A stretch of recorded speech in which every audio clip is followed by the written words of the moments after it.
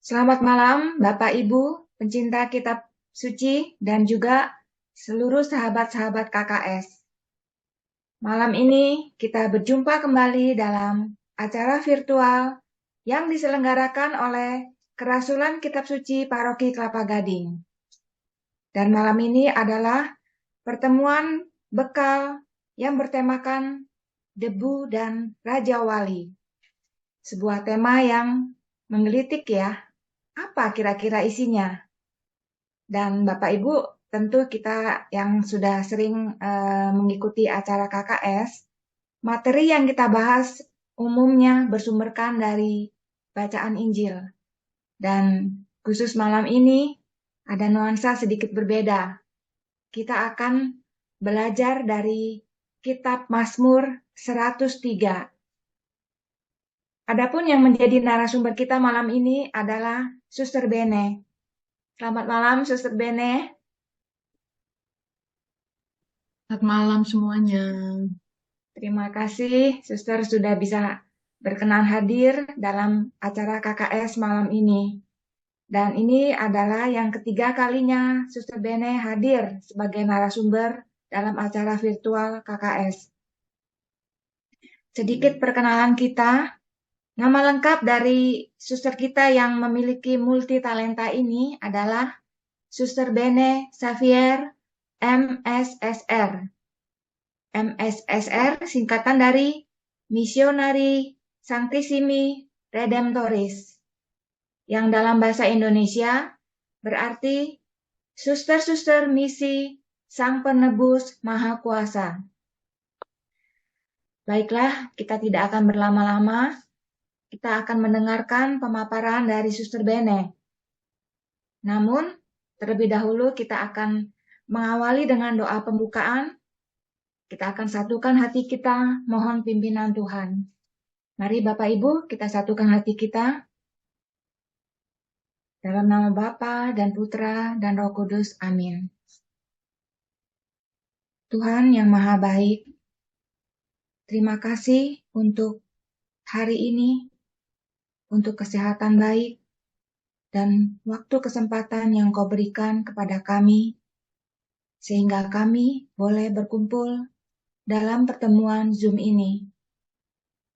Meskipun pertemuan ini secara virtual, tapi Tuhan tolong, semoga hal ini tidak membatasi rasa penyertaan-Mu maupun rasa persatuan kami, persekutuan kami sebagai umat-Mu.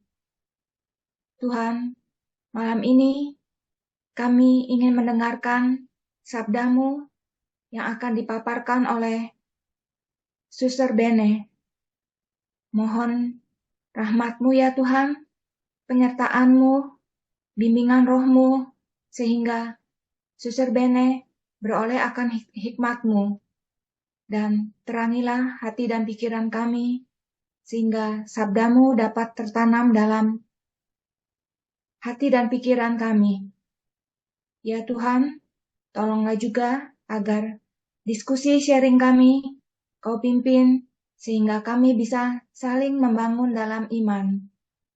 Tuhan sertai pertemuan ini dari awal hingga akhir ke dalam penyertaan-Mu. Amin. Dalam nama Bapa dan Putra dan Roh Kudus. Amin. Bapak Ibu, kita akan mulai mendengarkan pemaparan dari Suster Bene. Seperti biasa, bila ada pertanyaan, silakan ketik di room chat atau disampaikan secara lisan saat sesi tanya jawab. Saya persilakan Suster Bene. Ya, selamat malam Bapak Ibu semuanya. Ini semua dari Kelapa Gading ya?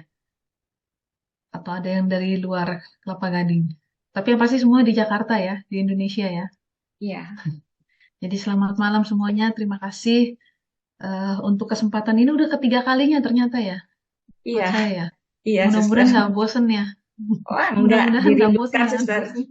Kalau bosen ya udah Pak out dari ya. Ya, waktu itu diminta sama Bu Rosita untuk bahas tema kebangkitan Yesus ya, dimintanya. Terus kok tiba-tiba sekarang jadinya Mazmur gitu ya. Habis saya tuh gini, kalau diminta untuk menyampaikan sesuatu, tergantung Roh Kudusnya ngasih idenya ke saya apa. Jadi waktu itu pas terus muncul idenya itu, ya udah saya bilang sama Bu Luciana, nah, dari Mazmur 103 udah, walaupun gak ada kaitannya mungkin dengan kebangkitan Yesus, tapi saya tetap akan memulainya nanti dengan tema Paskah. Saya akan bawa masuk dulu dalam tema Paskah, baru setelah itu kita masuk ke Mazmur 103 gitu ya. Jadi nanti saya akan menyampaikan, mungkin kesannya akan campur aduk karena saya akan menyampaikan kisah-kisah banyak tokoh, juga kisah sampai pada proses pembuatan olive oil, sampai kisah tentang Raja Wali. Nanti akan campur aduk, tapi semoga nanti pada akhirnya Bapak Ibu semuanya bisa menemukan benang merahnya ya. Saya tidak menyiapkan materi presentasi, tapi saya menyiapkan beberapa video untuk mendukung apa yang mau saya sampaikan dan supaya membantu Bapak Ibu semua juga untuk dapat satu gambaran dari apa yang mau saya sampaikan. Saya akan memulainya dengan lagu pembukaan. Kita dengarkan dulu lagu pembukaan.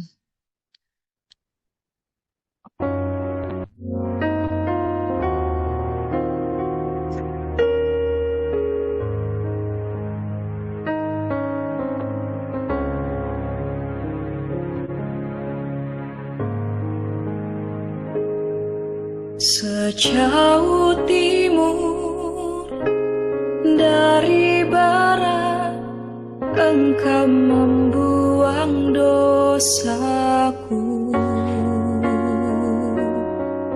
Tiada kau ingat lagi pelanggaranku.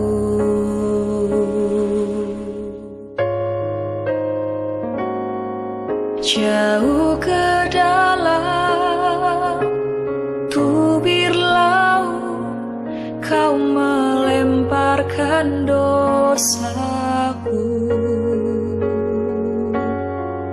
Tiada kau perhitungkan kesalahanku.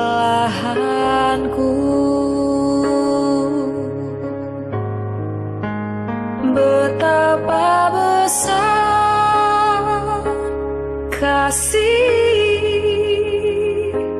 pengampunanmu, Tuhan. Tak kau pandang hina hati yang hancur.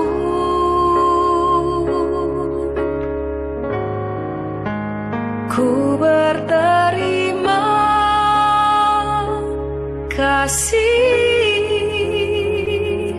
kepadamu ya Tuhan. Pengampunan yang kau beri, pulihkanku.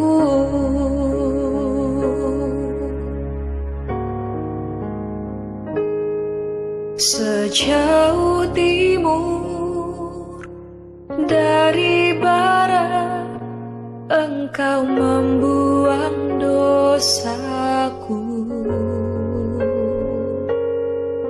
Tiada kau ingat lagi pelanggaranku.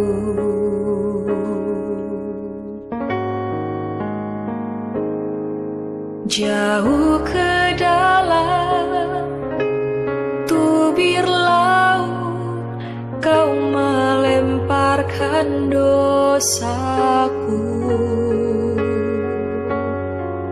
Tiada kau perhitungkan kesalahanku.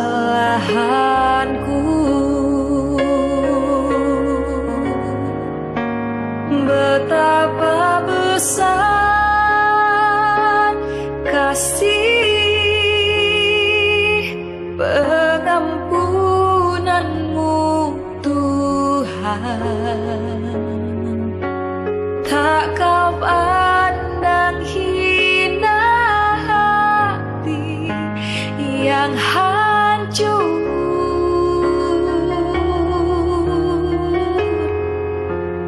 Ku berterima kasih kepadamu ya Tuhan, pengampunan yang Kau beri, pulihkanku.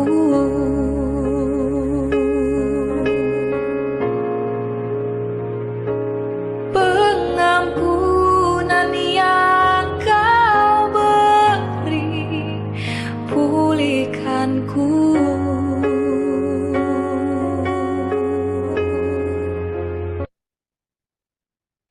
Ya, ada yang tahu judul lagu tadi apa? Jauh Judul untuk dari barat, Suster ya. Ibarat ke Timur. Oh, ini ada yang ngetik luar biasa, baru tahu lagu ini di-inspired. Enggak juga sih, Pak. Saya nggak tahu apakah lagu ini di-inspired dari Mazmur 103. Ini inspirasi saya aja. Karena saya sebetulnya saya memutarkan lagu ini, saya mau mengawali dengan tema Paskah. Kalau yang tahu judul lagu tadi kan, dari timur, sejauh timur ke barat, ya kan? Kenapa dari timur ke barat? Matahari muncul kalau posisi kita di bumi dari timur dan terbenam di barat, ya. Gereja-gereja Katolik semua dibangun dengan menghadap ke timur, karena itu dalam tanda kutip kiblatnya kita, ya. Kalau orang Islam sholat kiblatnya mengarahnya ke barat, kalau orang Katolik mengarahnya ke timur, karena ke timur ke arah matahari terbit. Makanya kalau kita lihat di pemakaman-pemakaman juga, makamnya orang Katolik, kalau yang benar ya, itu diarahkannya ke timur, bukan ke barat. Nah, timur dan barat sebetulnya mau menggambarkan pagi dan malam, siang dan malam, ya, antara terang dengan gelap. Nah, saya mau masuk ke tema Paskah. Dari Paskah dan Natal, mana yang Bapak Ibu paling suka? Ya, itu saya pernah lihat ada di video-video beredar di Instagram atau di TikTok misalnya ya. Beberapa romo ditanya, suka Natal atau suka Paskah? Gitu ya. Saya juga tanya ke beberapa orang di sini. Banyak kan orang, oh saya senang Natal kalau dari suasananya, gitu ya. Tetapi kalau dalam iman Katolik, dalam liturgi Katolik, Paskah punya makna yang jauh lebih penting daripada Natal. Karena Paskah, kebangkitan Yesus itu adalah fondasi iman kita. Kita nggak akan beriman kepada Yesus kalau tidak terjadi peristiwa Paskah, kalau tidak terjadi peristiwa kebangkitan. Ya. Saya minggu lalu itu mendampingi calon krisma di gereja katedral di sini. Lalu setiap anak itu kebagian ngobrol gitu ya dengan beberapa pembimbing. Lalu satu anak saya tanya, kamu percaya nggak kalau Yesus itu Tuhan? Lalu dia jawab, enggak, saya nggak percaya. Kaget dong saya, bagaimana anak ini mau menerima sakramen krisma kalau dianya sendiri tidak percaya bahwa Yesus adalah Tuhan, gitu ya? Dia menjawab, ya Yesus kan manusia. Lalu di mana iman Katolikmu kalau kamu tidak mempercayai bahwa Yesus itu Tuhan? Gitu ya. Justru kita sebagai umat Katolik, kita mempercayai bahwa Yesus adalah Tuhan karena Yesus bangkit. Tidak ada satupun manusia yang sudah mengalami kebangkitan selain Yesus sendiri. Jadi itu salah satu bukti yang bisa kita pegang bahwa Yesus bukan manusia biasa, Yesus adalah Tuhan. Dalam iman Katolik, Yesus adalah 100% manusia, 100% Tuhan. Nah, kembali masuk ke tentang Natal dan Paskah. Kalau menurut saya bagi orang-orang di Indonesia, mungkin tidak terlalu merasakan perbedaannya antara Natal dengan Paskah dalam kaitannya dengan perubahan musim. Karena Indonesia yang terletak di garis khatulistiwa hampir sepanjang tahun adalah musim panas, ya. Walaupun ada musim hujannya juga, tapi bisa dikatakan hampir sepanjang tahun itu musim panas. Tidak seperti negara-negara di Timur Tengah ataupun di Eropa yang memiliki 4 musim. Bagi kami yang di sini sangat terasa bedanya ketika merayakan Natal dan merayakan Paskah.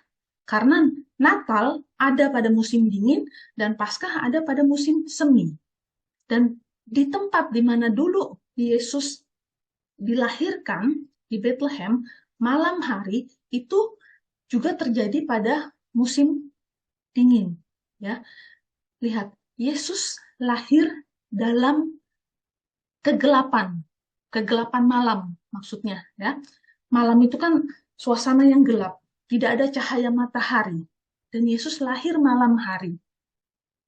Kalau kita mau memaknai dari momen malam hari ketika Yesus lahir, kita bisa memaknai bahwa Allah hadir turun ke dunia dalam diri bayi Yesus, itu mau menunjukkan bahwa Allah hadir dalam kondisi manusia yang berdosa.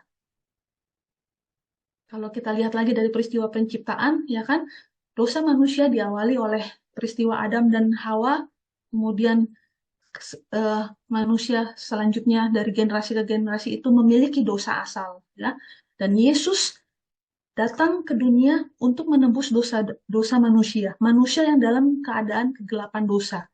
Maka Yesus lahir pada malam hari dalam situasi yang gelap, langit yang gelap karena malam hari, itu bisa menyimbolkan bahwa situasi manusia yang berdosa. Sementara, kapan Yesus bangkit? Kapan pertama kali perempuan-perempuan menemukan kubur kosong? Bukan pada malam hari, bukan pada siang hari, tetapi pada pagi hari, pada saat fajar menyingsing, pada saat matahari mulai terbit. Artinya apa? Kebangkitan Yesus itu mau menjadikan simbol bagi kita, itulah harapan kita sebagai umat Katolik, bahwa dengan mengimani Allah Tritunggal Maha Kudus, kita dalam iman Katolik kita mempercayai bahwa hidup manusia tidak berakhir dalam kematian, tetapi justru itu menjadi awal untuk kehidupan selanjutnya. Nah, Paskah itu selalu terjadi pada awal musim semi. Kenapa Paskah tanggalnya berubah-berubah kalau kita merayakannya? Sedangkan Natal selalu kita rayakan di tanggal yang sama. Karena Paskah itu selalu ditentukan tanggalnya dengan melihat pergantian musim. Kapan hari pertama musim semi, dan hari Minggu yang terdekatnya itu yang dijadikan penentu untuk merayakan Paskah.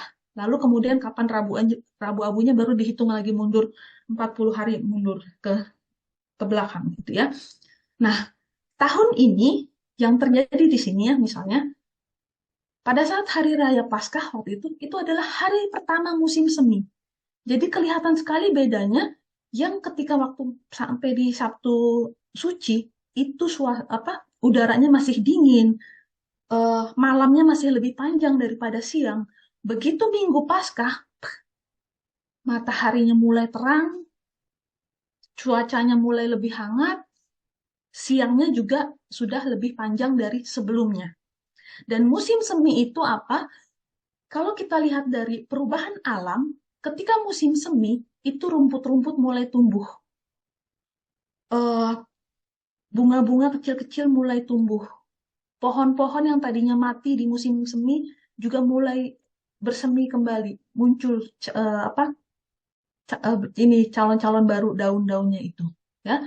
Nah, bagi mereka yang bertani, yang berkebun itu menjadi harapan baru karena dengan perubahan cuaca itu mereka punya harapan bahwa panenannya akan tumbuh, akan jadi dengan subur gitu ya.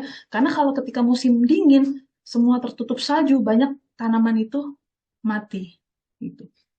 Nah, mengaitkan antara Natal dengan Paskah dengan perubahan musim, kita bisa melihat Yesus datang dalam kegelapan malam ya, yang juga menjadi simbol kegelapan dari kehidupan manusia, dan Yesus bangkit pada saat fajar, pada saat matahari menyongsong, yang menjadi simbol bahwa itulah sinar harapan kita. Yesus adalah terang, Yesus adalah harapan, bahwa kita sebagai umat Katolik, kita percaya, kita dalam kesulitan hidup apapun, kita selalu punya harapan. Kalau kita berpegang pada Tuhan, kita juga punya harapan akan kehidupan di masa depan yang tidak hanya berhenti pada kehidupan kita di dunia ini yang berhenti pada kematian, tetapi itu menjadi awal untuk masuk pada kehidupan yang baru, kehidupan abadi. Ya, itu tentang Paskah.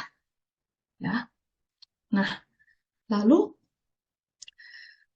saya akan sekarang membacakan Mazmur 103.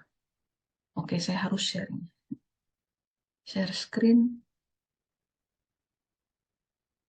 Ya. Masuk ya. Ini, Mazmur 103. Sambil dilihat, saya akan bacakan. Oke. Mazmur 103 dari Daud. Pujilah Tuhan, hai jiwaku.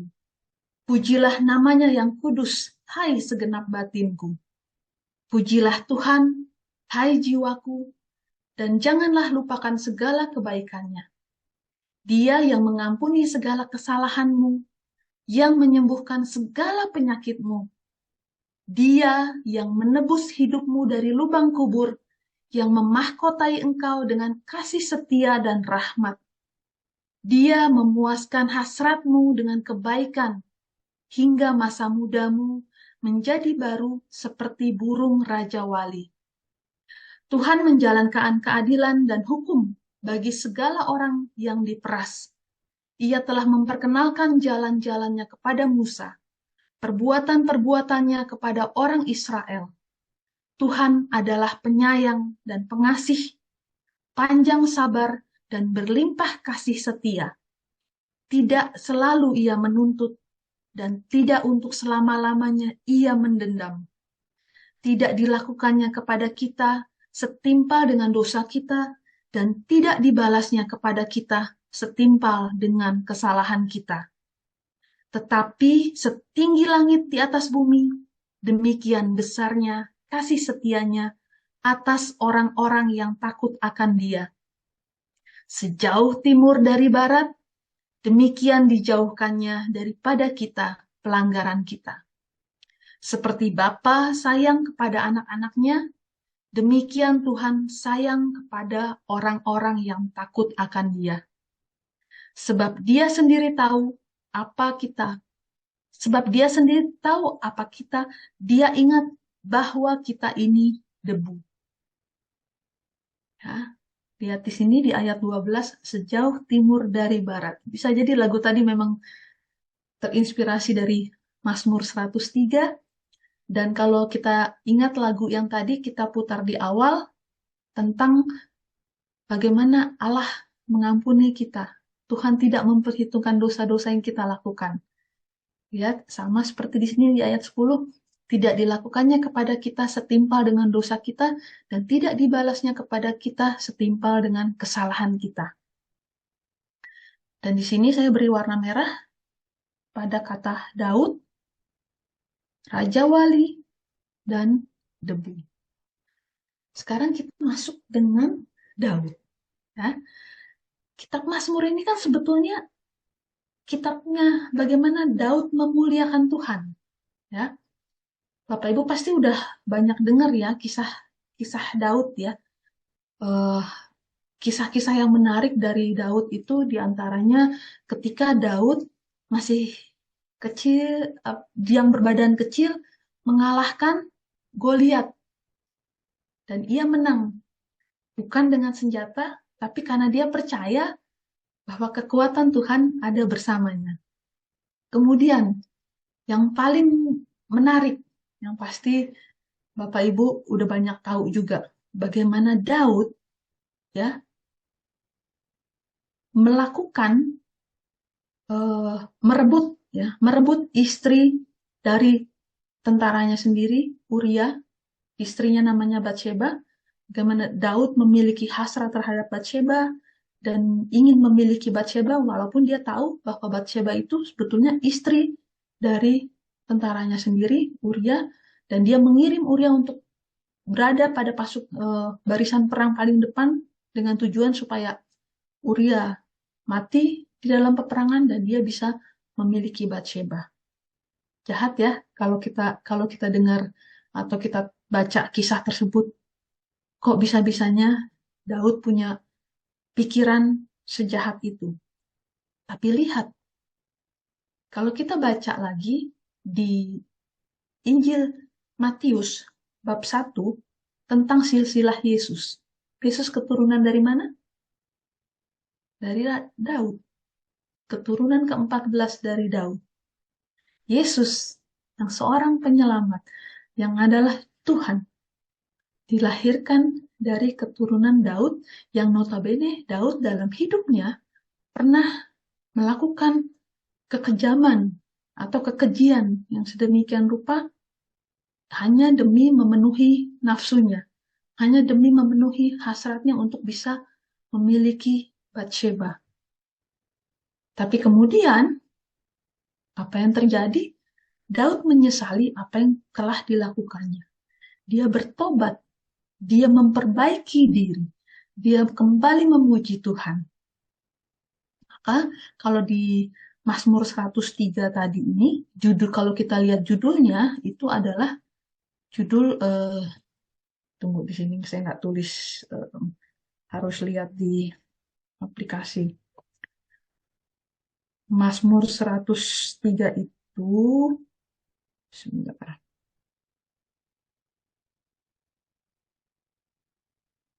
Pujilah Tuhan, hai jiwaku. Ya, jadi ini Mazmur tentang pujian Daud kepada Tuhan. Itu dari kisah Daud. Ya, kita bayangkan bagaimana Daud yang dulunya jahat, kemudian dia bertobat, dan kemudian dari keturunan-keturunannya seterusnya hingga lahirlah Yesus.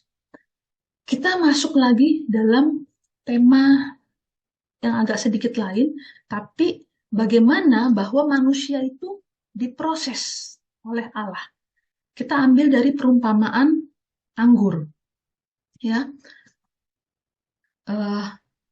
tentu bagi kita umat Katolik tidak asing dengan anggur, ya, karena dalam perjamuan Ekaristi kita mengenal roti dan anggur. Nah, anggur itu kalau kita di Alkitab juga ada bagaimana proses supaya menjadi anggur yang baik, ya kan? Pohon anggur itu dia harus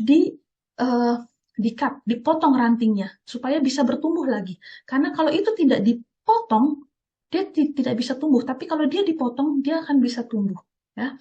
Nah, ini juga mau menggambarkan situasi manusia yang harus rela mengalami kepedihan, harus rela dipotong untuk bisa bertumbuh dengan baik.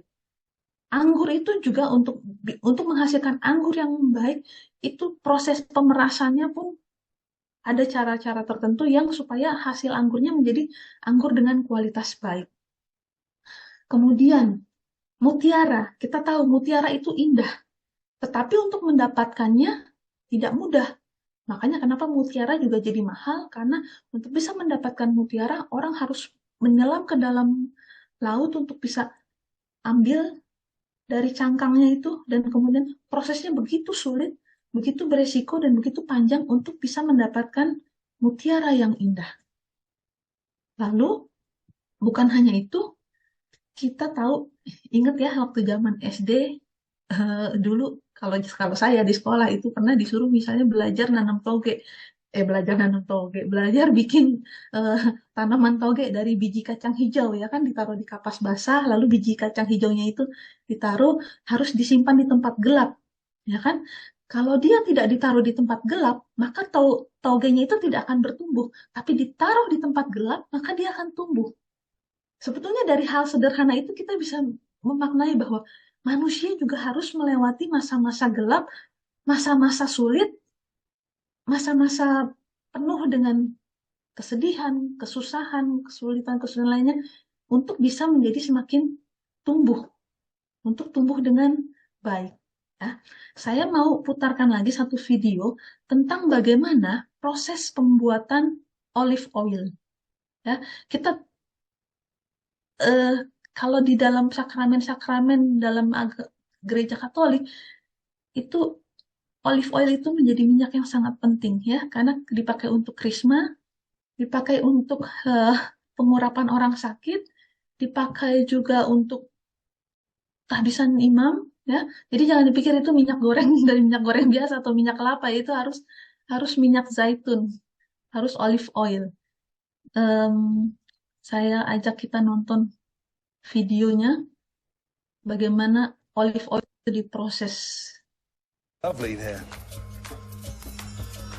Ini mungkin saya percepat aja sedikit. Some local foods. This is what the people eat. They look like lentils. Lentils. This is a Berber New Year celebration. celebrate. No? It's all about the food and the All celebration. about the food, yes. Wow. That's very good. Thank you. Ya.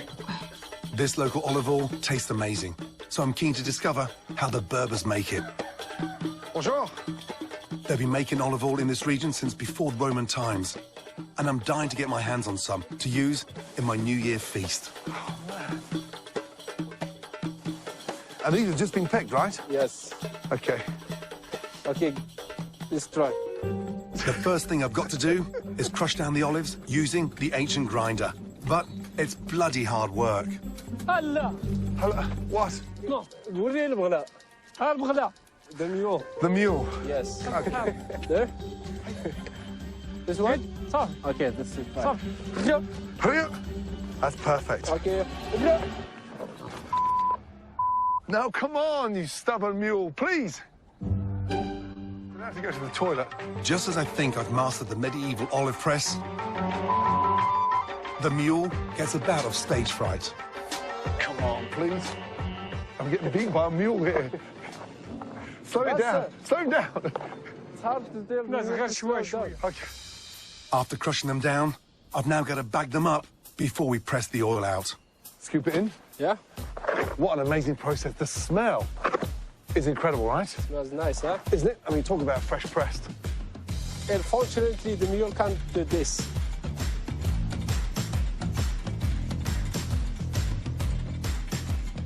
Oh, look. Look at that. صغيرة يا أخي منك. كاملات. Yeah, it's definitely coming out. يمكن استمضيات. تدوق. تدوق. Fantastic. Do you leave bread in your pocket? Oh, my Lord. That is beautiful. Now, I've heard of extra virgin, but this is going to be extra, extra virgin. Look at that shine. I've never tasted olive oil straight from the press. That is amazing. And it's another lesson I can take into my Bourbon New Year feast to produce something really special for these hospitable people. Thank you. Oh, la, la. I want to get back. I want to show them what I can do and try to make this day a day to remember.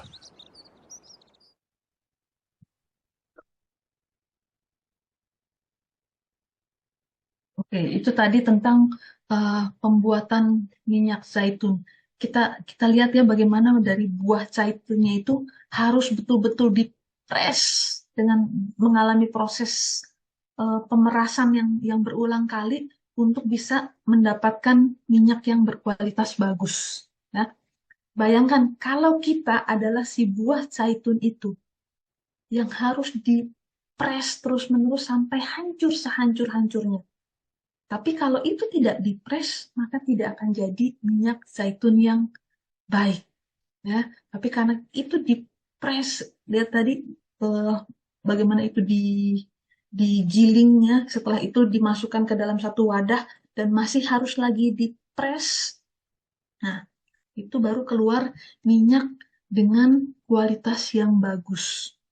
Jadi kalau kita belajar dari pohon anggur, kita belajar dari proses pembuatan minyak zaitun, kalau kita terapkan dalam kehidupan, bagaimana bahwa dalam kehidupan manusia, seringkali memang harus melalui masa-masa sulit, masa-masa sedih, masa-masa terjatuh, terperosok, masa-masa kelam, untuk bisa tumbuh menjadi jauh lebih baik dari sebelumnya. Karena kita punya harapan, kita percaya pada Tuhan yang menolong, sama Yesus yang juga harus melewati masa perjalanan sengsaranya dalam jalan salib dan bahkan sampai wafat di salib, tapi kemudian dia bangkit lagi.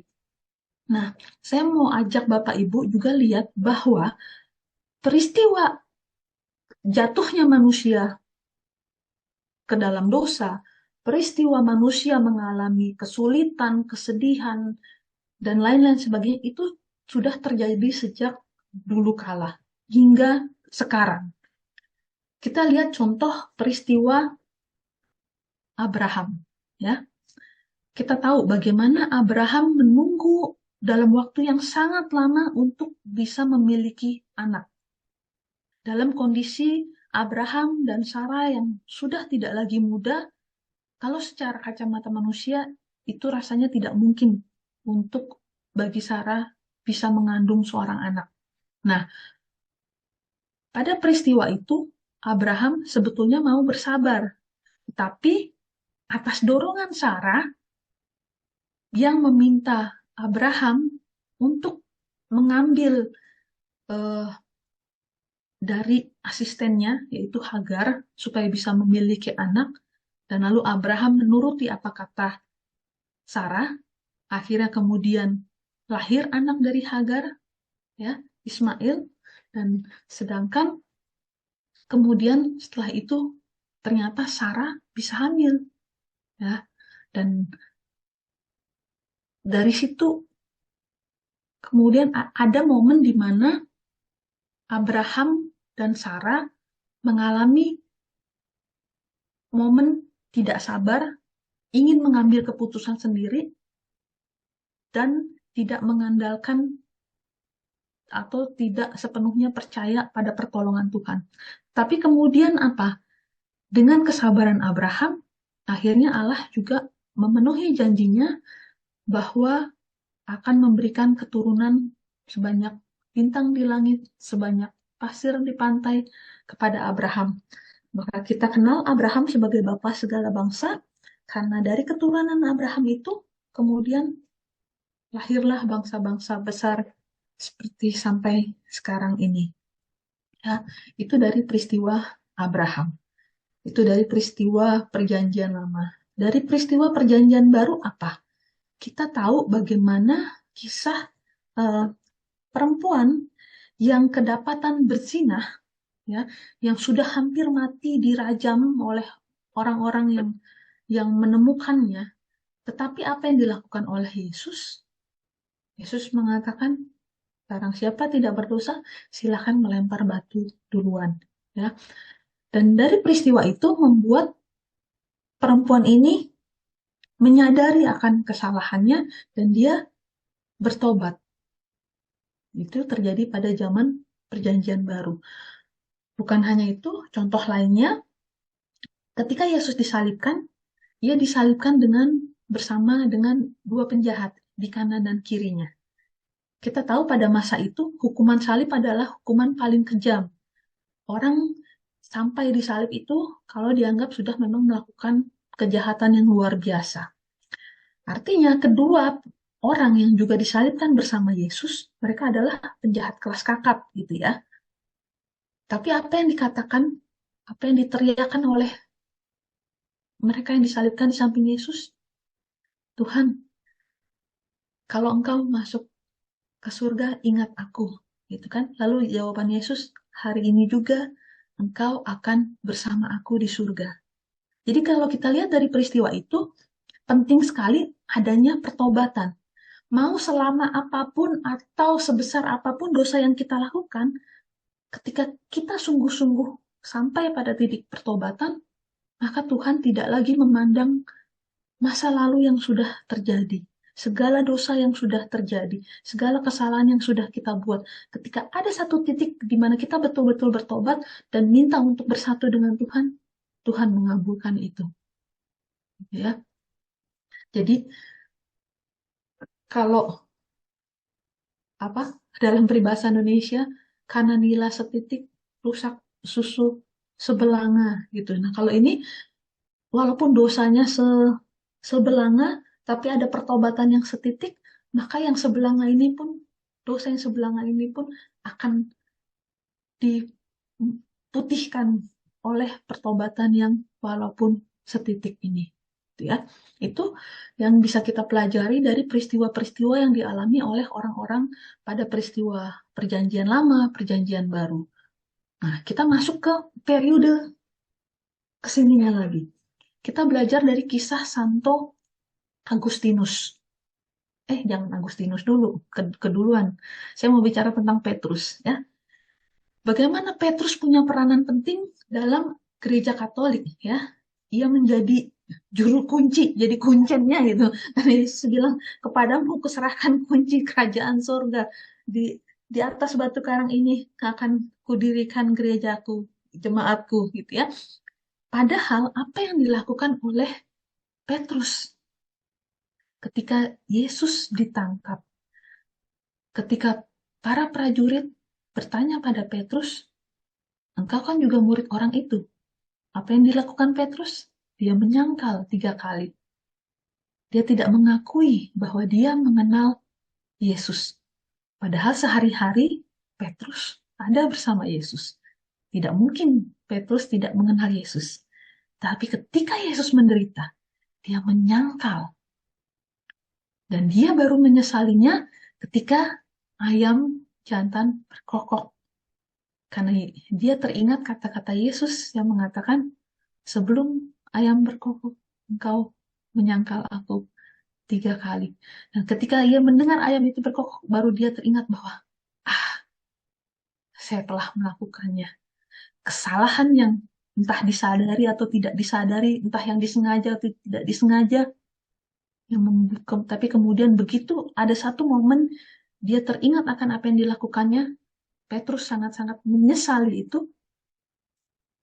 Dan lihat bagaimana walaupun Petrus pernah menyangkal Yesus, tetapi sampai sekarang Petrus tetap menjadi punya peran penting dalam gereja Katolik. Ya, itu dari peristiwa Petrus. Peristiwa lagi semakin maju lagi zamannya, gitu ya. Kita lihat dari Santo Agustinus. Kalau ada yang kenal atau sudah pernah baca atau mungkin sudah pernah nonton bagaimana kisah Santo Agustinus, seorang bapak gereja, seorang pemikir bagi teologi gereja. Dia seorang uskup, tetapi sebelum ia menjadi uskup, sebelum dia dibaptis, dia adalah orang yang tidak mempercayai, bisa dikatakan tidak mempercayai Tuhan. Dia jauh lebih mempercayai ilmu pengetahuan. Dia orang pintar, dia orang yang banyak berkecimpung membaca buku-buku ilmu pengetahuan. Dia tidak mau membaca kitab suci. Dan hidupnya bergelimang dengan, kalau bahasa tetangga sebelah, perbuatan-perbuatan maksiat gitu ya. Jadi dia banyak bergaul dengan perempuan-perempuan, dia suka mabuk-mabukan, dia suka banyak hal-hal yang sebetulnya tidak sejalan dengan kebaikan. Dia melakukan itu semua. Dan dia lebih banyak membaca buku-buku ilmu pengetahuan. Dan ibunya, Santa Monica, yang selalu mendoakan Agustinus agar bertobat, dan akhirnya sampai pada titik Agustinus bertobat. Peristiwa-peristiwa apa yang membuat Agustinus bertobat? Ketika dia akhirnya mau membaca kitab suci. Dan dia menyesali, dia merasa betapa bodohnya saya, kenapa selama ini saya hanya membaca buku-buku ilmu pengetahuan dan saya tidak menemukan kebenaran di dalamnya. Tapi ketika saya membaca kitab suci, saya menemukan kebenaran itu. Dan ketika dia masih merasa bahwa dirinya hebat dengan logikanya, dengan cara berpikirnya, dengan kepintarannya, ada kisah yang sangat menarik, yang sangat terkenal dari Agustinus. Dia berjalan-jalan di pantai dan melihat atau bertemu dengan seorang anak kecil yang berusaha mengambil air dari laut dengan sebuah ember kecil, berusaha mau menguras laut. Lalu dia tanya, "Hei, anak kecil, apa yang kamu lakukan?" "Saya mau menguras laut." Lalu Pak Agustinus menertawakan anak itu. "Kamu yang bener aja mau menguras laut pakai ember kecil, nggak akan bisa."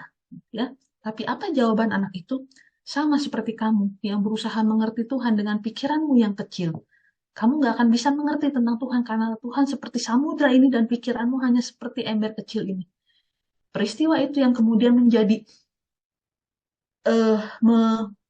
menampar Agustinus. Ya, benar juga. Selama ini saya mengandalkan pikiran saya nggak pernah merasa menemukan Tuhan karena itu. Tuhan jauh lebih luas, misteri Tuhan jauh lebih luas daripada kemampuan kita sebagai manusia untuk berpikir. Ya. Dan setelah itu dia bertobat, dia dibaptis oleh Santo Ambrosius, dan akhirnya menjadi uskup, menjadi bapak gereja. Ya. Dia bertobat dari masa lalunya yang kelam. Dan ada buku yang berjudul Confession yang ia tulis sendiri tentang pengalaman masa lalunya yang kelam, masa-masa kelamnya. Tapi kemudian setelah mengalami pertobatan, dia tidak pernah lagi kembali kepada masa lalunya yang kelam itu, tetapi hidupnya berubah. Sepenuhnya diberikan kepada Tuhan. Itu kisah dari Santo Agustinus. Ya. Makin ke sini lagi, ada contoh lain lagi. Ingat kisah bagaimana Santo Paus Yohanes Paulus II ditembak oleh pemuda Turki bernama Mehmet Ali. Siapa namanya? Mehmet Ali ya. Ya, itu bagaimana dia ditembak oleh pemuda dari Turki. Nah, kemudian si Mehmet Ali Aksa ini kan ditangkap, dipenjara, ya. Tetapi apa yang dialaminya, peristiwa indah apa yang dialaminya? Ternyata Yohanes Paulus II sama sekali tidak menendang. Ia justru mengunjungi Mehmet Ali Aksa di dalam penjara dan mengampuninya.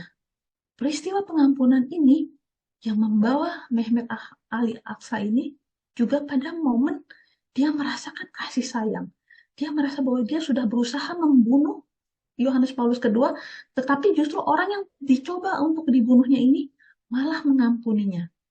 Dan peristiwa ini sungguh menjadi pertobatan bagi Mehmet Ali Aksa, dan akhirnya atas permintaan dari Yohanes Paulus II sendiri, hukumannya dikurangi, dan kemudian setelah ia bebas, dia hidup sebagai orang baik. Dia dikenal sebagai orang yang selalu memberikan makan untuk hewan-hewan liar di Turki. Dan dia berjanji pada dirinya sendiri bahwa sejak peristiwa itu, sejak mengalami pengampunan dari Yohanes Paulus II, dia mau jadi orang baik. Ya, itu. Jadi kalau lihat dari kisah-kisah tadi, yang tadi sudah saya uraikan, mulai dari kisah Abraham, kemudian kisah perempuan yang kedapatan berzina dan diampuni Yesus, kisah penjahat yang disalibkan bersama dengan Yesus, lalu Petrus yang juga sudah menyangkal Yesus, kemudian kisah Santo Agustinus, kisah Mehmet Ali Aksa yang berusaha membunuh Yohanes Paulus II, kita bisa lihat dalam diri manusia-manusia ini pernah mengalami masa-masa kelam, masa-masa sulit, masa-masa jatuh ke dalam dosa, masa-masa yang kelam. Tetapi kemudian mereka boleh mengalami peristiwa terang. Sama seperti bagaimana dalam perubahan musim, dari musim gelap yang dingin, yang minim cahaya, yang tidak ada harapan kehidupan bagi tanaman, bagi tumbuhan. Tapi kemudian datang musim semi, di mana matahari mulai muncul, cahayanya memberi kehangatan, dan kehangatan itu yang membuat tanaman-tanaman, tumbuh-tumbuhan itu bersemi kembali, buah-buahan dan bunga-bunga itu mulai tumbuh kembali. Itulah harapan. Sama seperti perubahan musim, dan juga bagaimana dalam kehidupan manusia. Ada filsafat bagus sekali dalam filsafat Jepang, mungkin Bapak Ibu pernah dengar yang namanya kintsugi, ya, bagaimana orang menyusun apa yang sudah rusak untuk menjadi sesuatu yang indah dengan emas. Saya share videonya.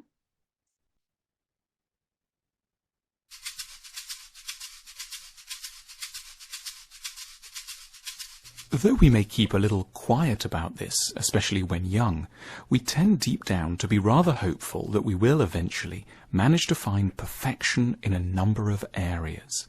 We dream of one day securing an ideally harmonious relationship, deeply fulfilling work, a happy family life, and the respect of others.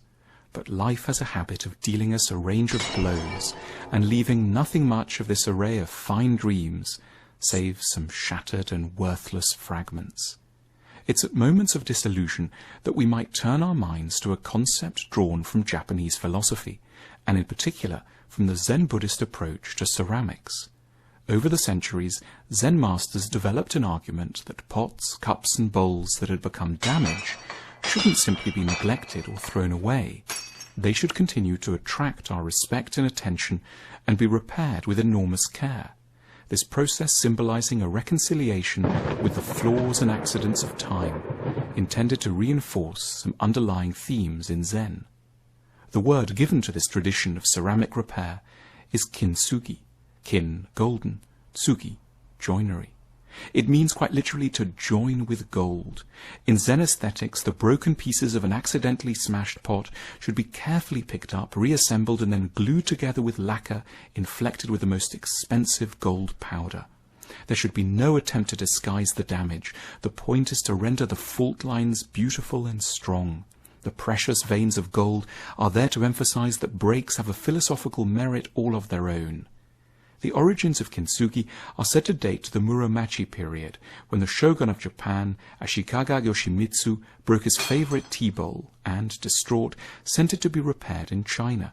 But on its return, he was horrified by the ugly metal staples that had been used to join the broken pieces, and charged his craftsmen with devising a more appropriate solution. What they came up with was a method that didn't disguise the damage, but made something properly artful out of it. Kintsugi belongs to the Zen ideals of wabi-sabi, which cherishes what's simple, unpretentious, and aged, especially if it has a rustic or weathered quality. A story is told of one of the great proponents of wabi-sabi, Sen no Rikyu. On a journey through southern Japan, he was once invited to a dinner where the host thought he would be impressed by an elaborate and expensive antique tea jar that he had bought from China. But Rikyu didn't even seem to notice this item, and instead spent his time chatting and admiring a branch swaying in the breeze outside. In despair at this lack of interest, once Rikyu had left, the devastated host smashed the jar to pieces and retired to his room. But the other guests more wisely gathered the fragments and stuck them together through kintsugi. When Rikyu next came to visit, the philosopher turned to the repaired jar and, with a knowing smile, exclaimed, "Now it's magnificent."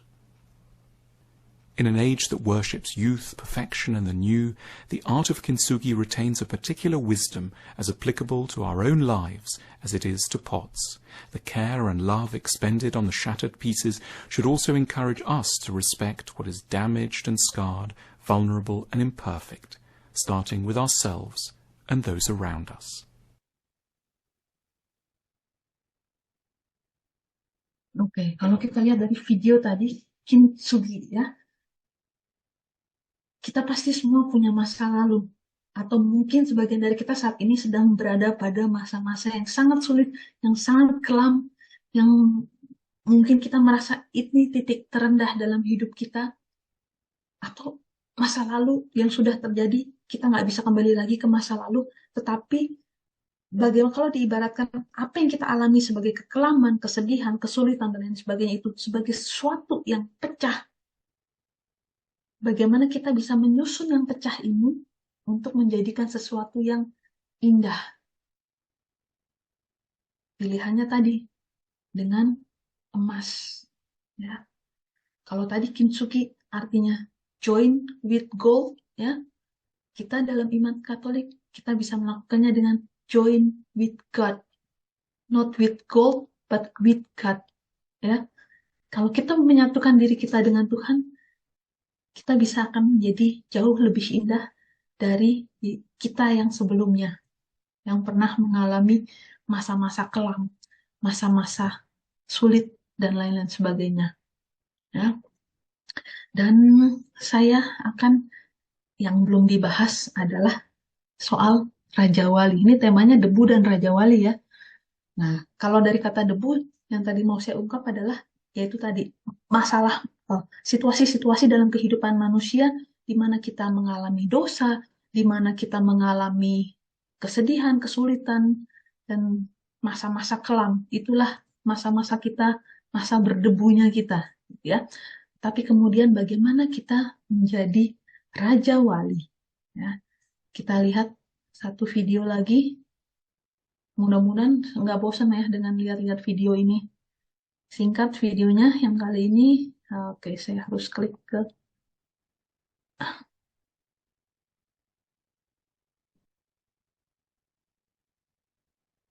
Mari.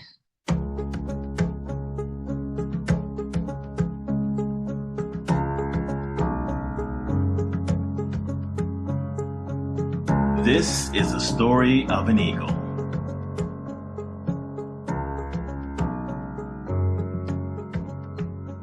An eagle has the longest lifespan of its species.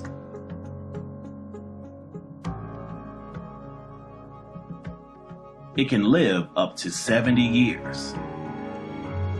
But to reach this age, however, the eagle must make some tough decisions. In its 40th year, its long, flexible talons can no longer grab prey, which serve as food.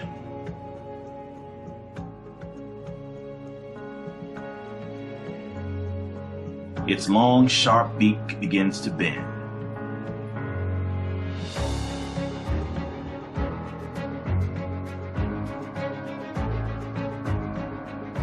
Its old, aged, and heavy wings, due to their thick feathers, stick to their chest and make it difficult to fly. Then the eagle is left with only two options: die or go through the painful process of change. The process requires that the eagle fly to a mountaintop and sit on its nest. There it knocks its beak against a rock until it plucks it out. Then the eagle will wait for a new beak to grow before it plucks out the talons. When the new talons grow back, the eagle starts plucking its thick, heavy feathers.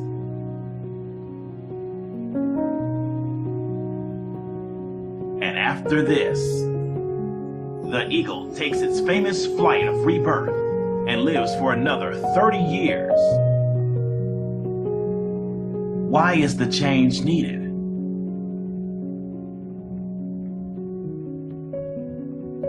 To survive and live.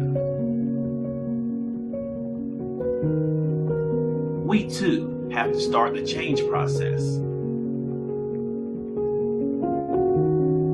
We also have to pluck our unpleasant memories, negative habits, and fixed mindset. Only freed from the past burdens can we take advantage of the present. Oke, saya akan segera tutup renungan ini. Dalam hidup, manusia pasti mengalami masa-masa kelam, titik terendah. Tapi bagaimana kita menjaga relasi dengan Tuhan, itu yang akan menjadi penentu. Apakah kita mau bangkit dan menjadi lebih baik, atau kita mau hidup dengan cara sendiri? Pertobatan, rekonsiliasi, dan pembaharuan diri adalah langkah-langkah yang diperlukan untuk sampai pada harapan Kristiani, yaitu Yesus sendiri yang telah bangkit. Dalam kesulitan apapun, tetap bersyukur pada Allah. Karena itu yang membedakan orang beriman dan orang yang tak beriman. Orang beriman akan selalu bersyukur dalam keadaan apapun. Orang yang tidak beriman belum tentu dia tetap akan bersyukur di dalam keadaan yang sulit. Jadi Bapak Ibu sekalian, semoga dari Mazmur 103 yang tadi kita baca di awal, juga dari berbagai peristiwa, dari peristiwa alam, dan juga dari peristiwa-peristiwa banyak tokoh-tokoh baik dari perjanjian lama, perjanjian baru, atau sampai kehidupan kita di masa-masa sekarang, menjadi pelajaran bagi kita bahwa dalam hidup manusia normal kita mengalami kesulitan, masa-masa kelam, tapi bagaimana kita tetap punya harapan di dalam Yesus Kristus. Karena harapan itu sudah dinyatakan, sudah dibuktikan dengan kebangkitannya. Sama seperti perubahan dari musim dingin ke musim semi, dari kegelapan sampai pada terang, dari suasana yang dingin sampai pada suasana yang hangat.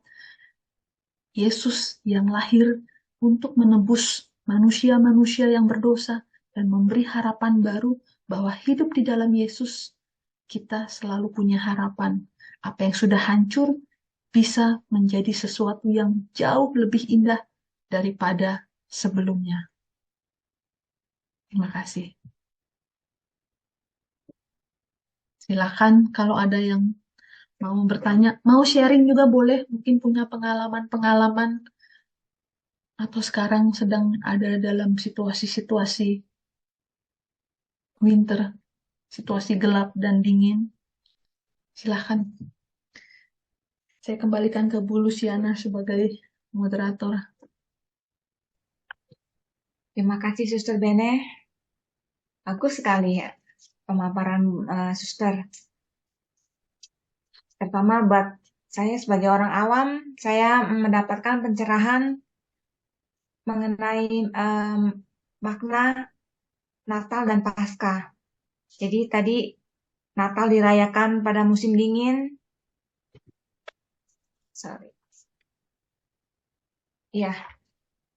Natal dirayakan pada musim dingin. Yesus lahir dalam kegelapan malam. Ini berarti Allah hadir ke dunia dalam kondisi manusia yang berdosa. Kemudian Paskah dirayakan pada musim semi saat rumput bunga mulai tumbuh. Ini berarti harapan. Di mana kita tahu kisah Yesus diketahui bangkit adalah saat kubur kosong di waktu fajar. Ini berarti harapan kita dengan mengimani bahwa hidup manusia tidak berakhir pada kematian, melainkan awal untuk masuk ke kehidupan baru atau abadi. Tadi kita juga beroleh pencerahan mengenai proses pembuatan minyak zaitun, anggur yang harus diperas, maupun toge yang akan tumbuh bila diletakkan di tempat yang gelap. Ini memberikan makna bahwa manusia harus mengalami masa-masa sulit dan gelap untuk bertumbuh. Dan permenungan yang saya peroleh bahwa dalam situasi kondisi kita dalam titik terendah, kondisi dalam kesedihan ataupun kelam, itu kita harus tetap punya harapan. Seperti harapan saat Yesus bangkit dari kematiannya. Itu aja tadi saya mendapatkan hal-hal yang indah dari pemaparannya Suster. Nah, biasanya tuh tiap-tiap orang beda-beda ya mendapatkannya hal-hal yang menarik yang menyentuh di hati. Ayo teman-teman sharing mungkin dari pengalaman pribadi ataupun mungkin hal-hal yang menarik yang bisa kita peroleh dari pemaparan Suster Bene malam ini. Silakan. Biasanya tuh selalu dari bacaan Injil ya? Iya, umumnya. Agak lain bang saya nih ya.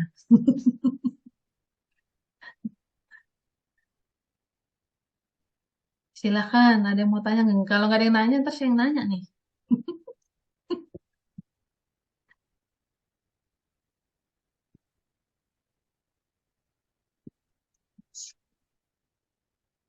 Suster, apa kabar? Dengan Rini, saya mau bertanya, Suster. Baik, silakan.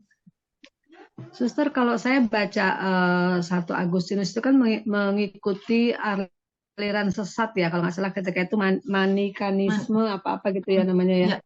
Nah, saya nggak dapat satu cerita kenapa dia tiba-tiba bisa berubah menjadi seorang yang mengikuti Yesus.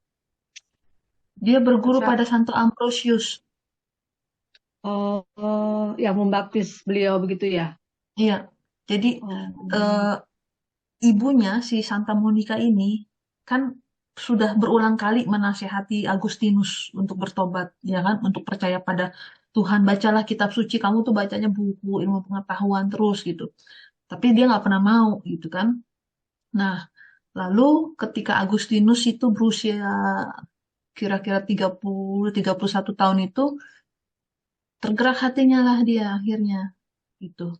Lalu dia berguru pada Santo Ambrosius. Jadi memang dia sangat dekat dengan Santo Ambrosius dan banyak belajar dari Santo Ambrosius, dan juga Ambrosius lah yang membaptis Agustinus. Dan Agustinus itu juga sempat merasa tertampar setelah dia membaca kisah Santo Antonius Pertapa, bagaimana salehnya hidup Santo Antonius Pertapa ini yang kemudian yang menampar dia, termasuk juga peristiwa bagaimana dia ketemu dengan anak kecil di pantai. Karena kan sebelumnya Agustinus ini merasa selalu akal budinya dia lah yang nomor satu gitu ya. Karena dia merasa pintar dengan membaca banyak buku gitu, dan merasa dia pikir kebenaran itu adanya di ilmu pengetahuan gitu, tidak ada dalam kitab suci atau pada Tuhan itu tidak ada kebenaran seperti itu. Dia berusaha untuk menemukan Tuhan dalam ilmu pengetahuan, tapi dia tidak menemukannya gitu. Dan akhirnya setelah dia berguru sama Ambrosius, dia mulai baca kitab suci, dan juga tentu berkat dukungan doa dari ibunya sendiri. ya. Ada kuasa doa juga ini ya, Suster ya, kuasa doa seorang ibu kan yang Iya, tahan intinya kalau saya baca Santa Monica ya. iya, Sehingga kan karena ayahnya kan juga bukan seorang iya, yang ini ya. Jadi bukan, kuasa doa itu benar-benar tahan betul. intinya kita berdoa artinya Yesus ya. Justru akhirnya Monica itu akhirnya dijadikan santa karena ketekunannya mendoakan itu. Itu yang akhirnya anaknya yang tadinya dulunya kehidupannya seperti yang tadi saya bilang, eh, hidup dengan banyak perempuan, dengan aktivitas seksual, juga dengan eh, mabuk-mabukan seperti itu, tapi kemudian mengalami pertobatan, dibaptis, dan bahkan akhirnya menjadi uskup di Kartago. Dia malah sekarang menjadi bapak gereja karena pemikiran-pemikirannya itu. Ya, baik, terima kasih Suster. Terima kasih Bu Rini atas pertanyaan, atas sharingnya. Yuk, mari teman-teman yang lain. Pasti teman-teman pernah mengalami masa-masa sulit.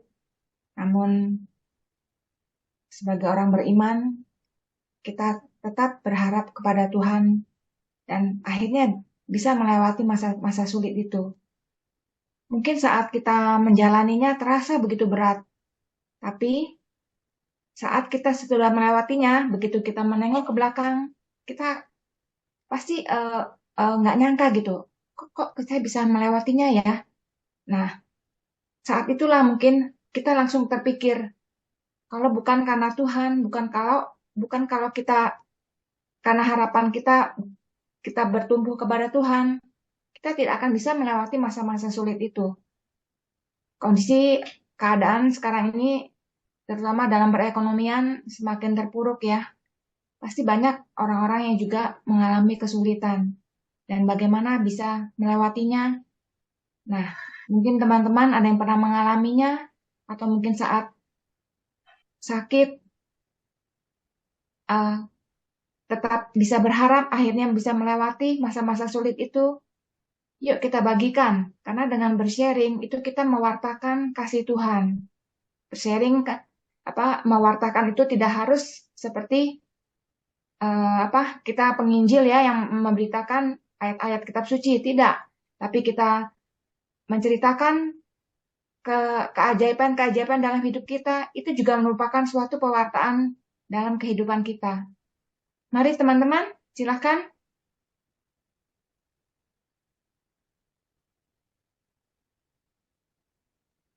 Nih, boleh sharing ya. Silakan Bu. Silakan Bu Elis. Apa lagi? Dari ayat bab 103 yang dibacakan tadi, ayat 3, Dia yang mengampuni segala kesalahanmu, yang menyembuhkan segala penyakitmu. Ya, ayat ini mengingatkan saya masa lalu saya, di mana saya pernah sakit, terus akhirnya saya menulis sebuah tulisan dengan judul Tuhan menyembuhkan dan memanggil, ya, yang kemudian diterbitkan di dalam buku ini, Renungan Bulan Rosario dari karya Kepausan Indonesia. Pada itu saya sangat bersyukur sekali pada Tuhan, ya, melalui sakit, tapi ternyata di situ saya dijamah oleh Tuhan, yang membuat saya sampai saat ini punya keinginan dan punya komitmen untuk melayani Tuhan. Istilah ini terjadi sebenarnya waktu saya sakit itu masih cukup lama ya, sekitar 2016-an gitu ya, 2010-an. Kemudian saya mulai menulis juga tahun 2019, saya tulis peristiwa itu. Dan dari peristiwa itu, kejadian yang Tuhan izinkan saya mengalami kesembuhan, saya betul-betul setia, ya, dan berkomitmen dalam mengikuti Tuhan dan melayani Tuhan. Ya. Itu aja, Sister Benny. Puji Tuhan. Pengalaman Terima saya. kasih. Terima kasih Bu Elis. Masih terus menulis ya Bu ya? Sama Luciana. Iya Bu. Masih menulis ini aja apa di karya Kepausan Indonesia itu, renungan harian yang bulan.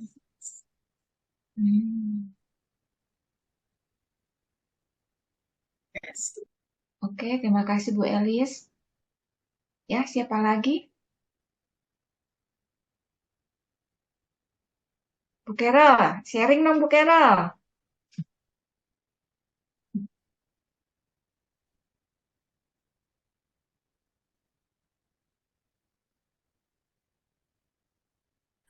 Mana yang lebih penting?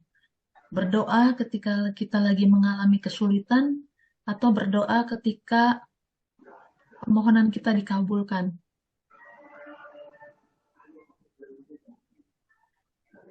Tentu waktu kesulitan, masa kesulitan lebih gampang karena kita membutuhkan Tuhan soalnya. Kalau lagi kesenangan kan bisa melupakan. Itulah lemahnya manusia ya. Kalau lagi sulit baru ingat sama Tuhan gitu. Begitu giliran udah dikabulkan permohonannya udah senang lupa. Jadi kalau saya tadi mau mana lebih tanggapi, penting, dua-duanya penting. Ya, silakan Pak. Saya tidak mau sharing apa-apa, cuman saya mau menanggapi atau kesan saya terhadap judul yang diambil, yaitu Debu dan Raja Wali. Karena secara panjang lebar tadi Suster sudah memaparkan asal-usulnya, kisahnya sepanjang yang dipaparkan itu benang merahnya kita bisa ambil gitu ya. Tetapi saya melihatnya begini, dari yang paling titik terendah, sebutir bukit pasir atau debu yang di paling rendah, bahkan itu menandakan kematian ya, sampai ke sang Raja Wali yang perkasa, yang terbang jauh tinggi ke atas bukit itu, yang digambarkan di video tadi ya. Memang Raja Wali tinggalnya di atas gunung itu. Jadi saya mendapat suatu kesan bahwa proses itu panjang. Bayangkan dari paling rendah sampai ke paling tinggi, berapa jaraknya gitu. Mungkin setiap orang masa pertobatan, masa pemulihan berbeda-beda. Ada yang panjang sekali, ada yang jatuh bangun berkali-kali. Tapi akhirnya sampai juga. Ada yang lebih mudah mungkin, nggak begitu panjang gitu ya. Tetapi dalam hal ini, dengan mengambil tema ini, saya mendapat satu penghiburan sebetulnya dari pembahasan Suster Ben itu. Karena saya juga seorang penyakit juga. Ya, saya juga sudah 5-6 tahun ini termasuk melalui COVID juga termasuk. Syukur tidak terganggu oleh serangan sakit penyakit COVID pada saat itu sampai sekarang ya. Jadi saya pikir dalam tubuh saya yang lemah ini, mengapa bisa menahan atau menangkis serangan-serangan penyakit itu. Salah satunya itu adalah dekat dan bersama Tuhan Yesus. Mengapa saya ngomong begini? Saya bukan ngomong secara membesarkan diri saya sendiri, tapi ini kan teman-teman banyak yang di sini tahu. Saya memang belakangan ini kan sangat aktif di EJ, Emmaus Journey, yang Ibu Luciana pimpin. Jadi saya memang bukan ahli kitab suci, tapi saya belajar terus. Dan syukur dengan dasar pengetahuan yang ada saya dapati di KPKS itu dapat membantu menjadi fasilitator bagi teman-teman yang mau belajar melalui Emmaus Journey ini. Jadi melalui bertahun-tahun di Emmaus Journey ini dari tahun 19 sampai 24 sekarang. Jadi selama ini saya diproses atau dilindungi, dilindungi. Jadi jarang mendapat penyakit dan juga jarang absen gitu ya dalam kehadirannya itu. Jadi bukan karena saya hebat, tetapi saya percaya ini karena pertolongan dari Tuhan. Kalau bukan Tuhan yang turun tangan, mana mungkin orang yang selemah saya bisa tetap berdiri di sini bersama-sama teman-teman lain. Jadi saya percaya dengan dukungan dari teman-teman yang ada di sini, juga dengan pertolongan Tuhan, saya masih tetap bisa jalan terus. Mungkin saya tidak bisa seperti Raja Wali yang terbang tinggi jauh. Mungkin saya seperti burung yang lain, terbangnya tidak terlalu jauh. Juga tidak bisa terbang terlalu tinggi gitu ya. Tetapi saya tetap niat saya maju terus. Itu saya mendapat penghiburan dari pembahasan Suster Bene hari ini. Saya mendapatkan itu. Karena kisah dari yang paling rendah sampai terbang ke atas itu, bagi saya kagum dan saya mau belajar seperti itu. Yang penting saya diberi kekuatan untuk itu. Terima kasih, Suster Bene. Terima kasih, Pak. Ya, inilah pewartaan sesungguhnya ya. Kita itu tidak akan menjadi seperti kita kalau tanpa Tuhan.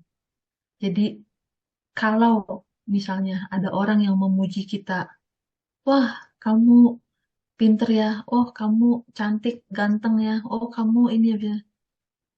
Biarlah orang yang memuji kita itu sebetulnya melihat bahwa yang ada di dalam diri kita adalah Tuhan sendiri, bukan saya. Karena kalau saya sering bercanda, kalau Bapak Ibu lihat saya cakep ya, berarti itu karena Tuhan. Tapi kalau Bapak Ibu lihat saya jelek, ya itu karena sayanya aja yang jelek gitu.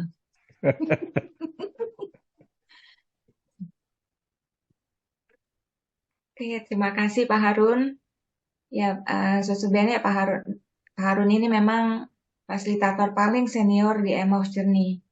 Dan beliau ini memberi teladan mengenai kerendahan hati dan selalu bersyukur kepada kami yang lebih muda. Semangat terus ya Pak Harun, sehat selalu. Terima kasih atas sharingnya. Ya, silakan. Waktu masih ada setengah jam lagi nih. Mungkin ada yang mau bertanya. Itu ayat kan banyak. Mungkin dari ayat yang begitu banyak ada yang terkesan mau sharing. Yuk, silakan.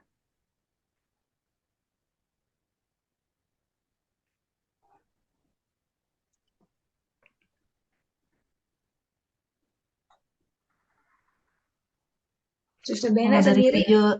video tadi tentang Raja Wali kan kita lihat ya, Raja Wali itu dikenal sebagai binatang dengan usia yang paling lama, 70 tahun.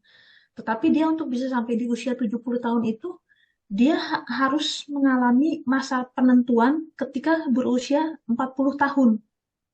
Pilihannya dia mau hidup panjang sampai 70 tahun, atau dia mau berhenti hidupnya sampai di 40 tahun gitu. Nah, di usia 40 tahun itu, tapi dia harus mengalami situasi sulit, di mana paruhnya sudah mulai tumpul dan harus runtuh. Lalu kuku-kukunya yang tadinya tajam juga mulai tumpul dan harus lepas. Dia harus mengalami itu. Dia harus berdiam diri selama berapa 40 hari ya kalau nggak salah itu.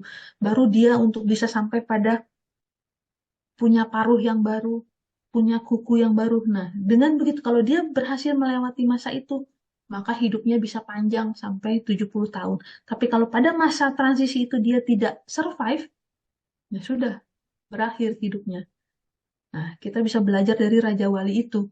Kita pasti akan dalam hidup wajar mengalami masa-masa sulit. Tapi pilihannya apakah kita mau berhenti pada kekelaman itu, atau kita mau mendobrak kekelaman itu untuk sampai pada cahaya yang baru, untuk bisa terbang lebih tinggi lagi.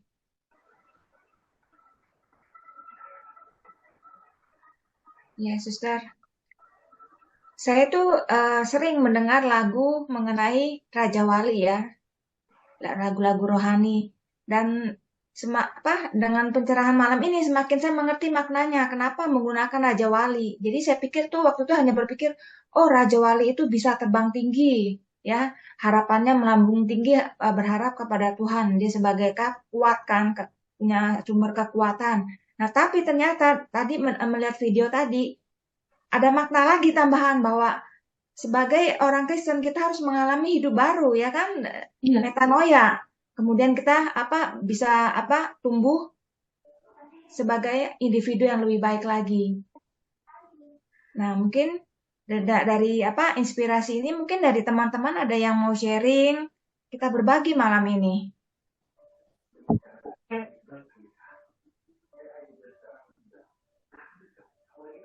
Kalau belum ada yang sharing, Suster dong cerita apakah maksudnya dalam menjalani kehidupan sebagai suster ini pernah nggak Suster misalnya mengalami masa-masa sulit sampai titik terendah dan bagaimana Suster bisa bangkit?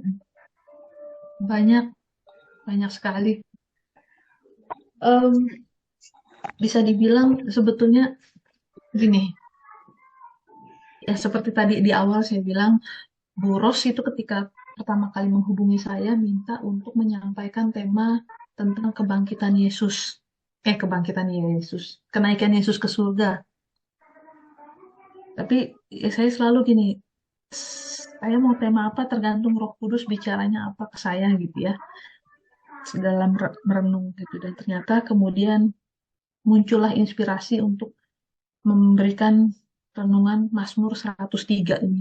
Waktu itu menemukan Mazmur 103 juga nggak sengaja. Asal lagi buka-buka baca kitab suci, ketemu yang ini, lalu merasa terinspirasi dan saya terinspirasi juga untuk membagikannya malam ini. Ditambah mungkin juga dengan situasi yang sedang saya alami saat ini. Saya merasa saya sedang ada di dalam titik terendah dalam kehidupan saya.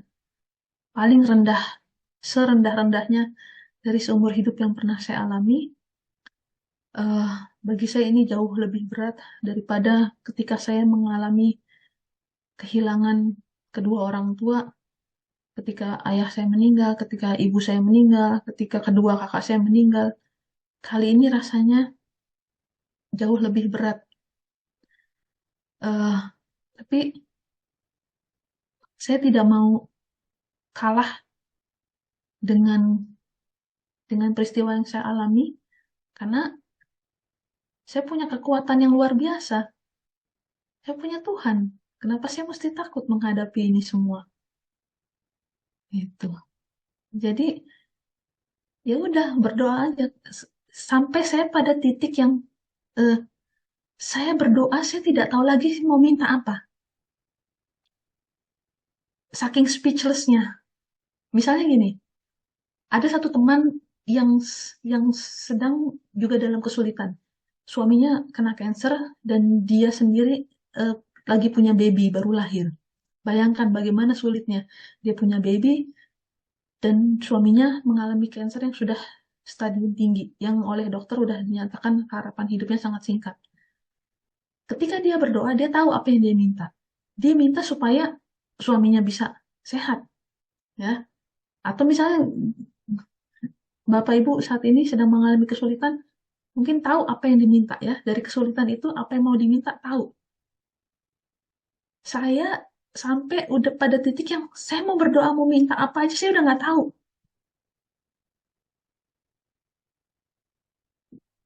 Nggak tahu lagi, tapi udah pokoknya saya cuma berdoa, Tuhan udahlah. Saya nggak tahu saya mau minta apa.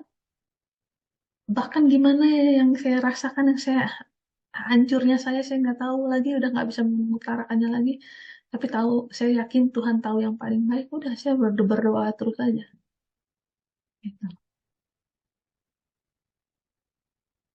Dan saya ya dari peristiwa-peristiwa seperti yang tadi saya jabarkan semuanya, ya saya mengambil hikmat dari peristiwa-peristiwa tersebut, kayak dari filosofi Jepang yang bagaimana sesuatu yang sudah hancur, yang retak, yang seolah tidak bisa dipakai lagi, kita tapi berusaha untuk menyusunnya kembali dengan emas supaya nantinya bisa menjadi lebih indah lagi dari sebelumnya. Saya juga ya sudah belajar dari tokoh-tokoh tadi, lihat dari bagaimana Santo Agustinus, lihat dari bagaimana juga pertobatan Mehmet Ali Aqsa, bagaimana Petrus yang walaupun sudah menyangkal Yesus, akhir tetap menjadi juru kunci kerajaan surga. Itu yang juga menjadi penyemangat saya, dan ya kebangkitan Yesus tentunya menjadi sumber inspirasi bahwa kita sebagai pengikut Kristus tidak akan mengalami kesia-siaan kok. Karena kita punya harapan. Harapan itu selalu ada pada Yesus.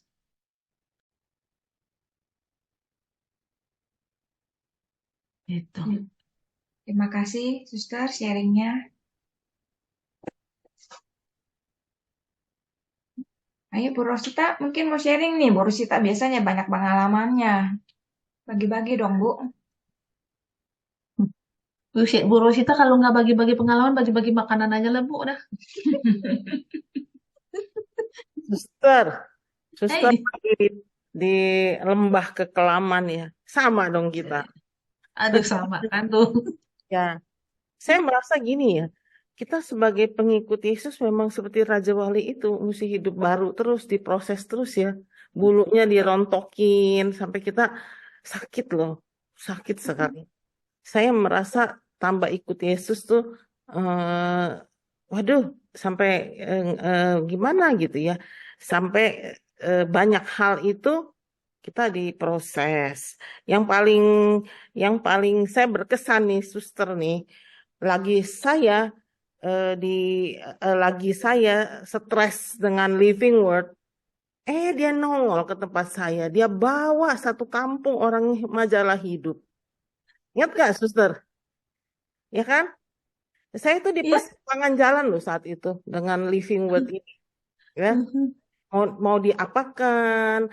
Itu Living Word itu bukan saya yang tiba-tiba punya pikiran mau membentuk satu komunitas, terus mau seperti itu, bukan. Itu seperti Tuhan kasih ke saya, dan saya membuka tangan. Asal mulanya kan sudah saya ceritakan kan, karena Wawan, karena Bu Eti, sedemikian mengalir, tapi selanjutnya saya nggak tahu mau gimana. Dan paroki tidak bisa menerima karena anggotanya sebagian besar orang di luar paroki. Nah, saya mau saya apakan orang-orang itu datang tambah lama tambah banyak. Saya mau ngapain nih, ya kan? Si suster datang bawa orang sekampung, orang Majalah Hidup. Akhirnya Majalah Hidup itu uber-uber saya mau meliput Living Word yang tidak ada apa-apanya loh. Yang saya di persimpangan jalan ini gimana ya, mau diapain ya? Saya stres berat.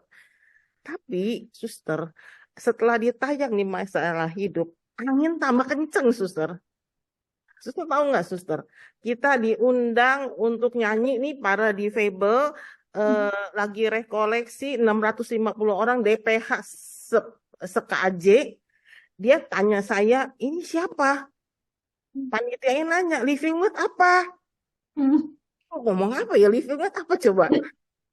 Bukan milik paroki. Masa saya bilang milik saya? Ya kan? Saya bilang milik Tuhan. Iya Bu, kita mau tahu Bu apa. Saya kirimin aja tuh Majalah Hidup. Mereka terkaget-kaget. Jadi saya ingat si suster. Itu jalan Tuhan loh suster. Ya kan? Coba kalau saya minta ke Majalah Hidup. Bu, liput saya dong. Mana mau dia, ya nggak? Ya kan? Si suster datang. Telepon saya mau karaoke ya waktu itu ya. Satu kampung rame-rame orang Majalah. Karaoke-nya bawa pasukan. Bawa pasukan. Pasukan Majalah Hidup. Habis itu saya minta sama Majalah Hidup. Tuh interview Bu Ros tuh. Ya, akhirnya di interview lah, dia datang lah, masuklah kita ditayang di Majalah Hidup. Saya juga bingung bener-bener. Tapi itu karya Tuhan. Sampai panitia yang mau mengundang kita, dia uber-uber saya. Coba Bu ceritain siapa sih Living Word, saya juga bingung. Siapa ya? Milik siapa ya? Ini milik Tuhan Bu, aku bilang gitu. Ya coba ceritain. Ya udah, aku kirim aja tuh liputan Majalah Hidup. Akhirnya itu yang apa ya? Seperti Tuhan tuh apa ya, mengkonfirmkan ini karyaku. Engkau tuh cuman alat. Kenapa sih lu banyak pusingnya gitu? Ya kan? Kita tuh manusia, saya tuh terlalu banyak pusingnya, selalu memikirkan dengan kekuatan sendiri gitu kan. Tapi akhirnya Living Word ini udah hampir 2 tahun loh suster.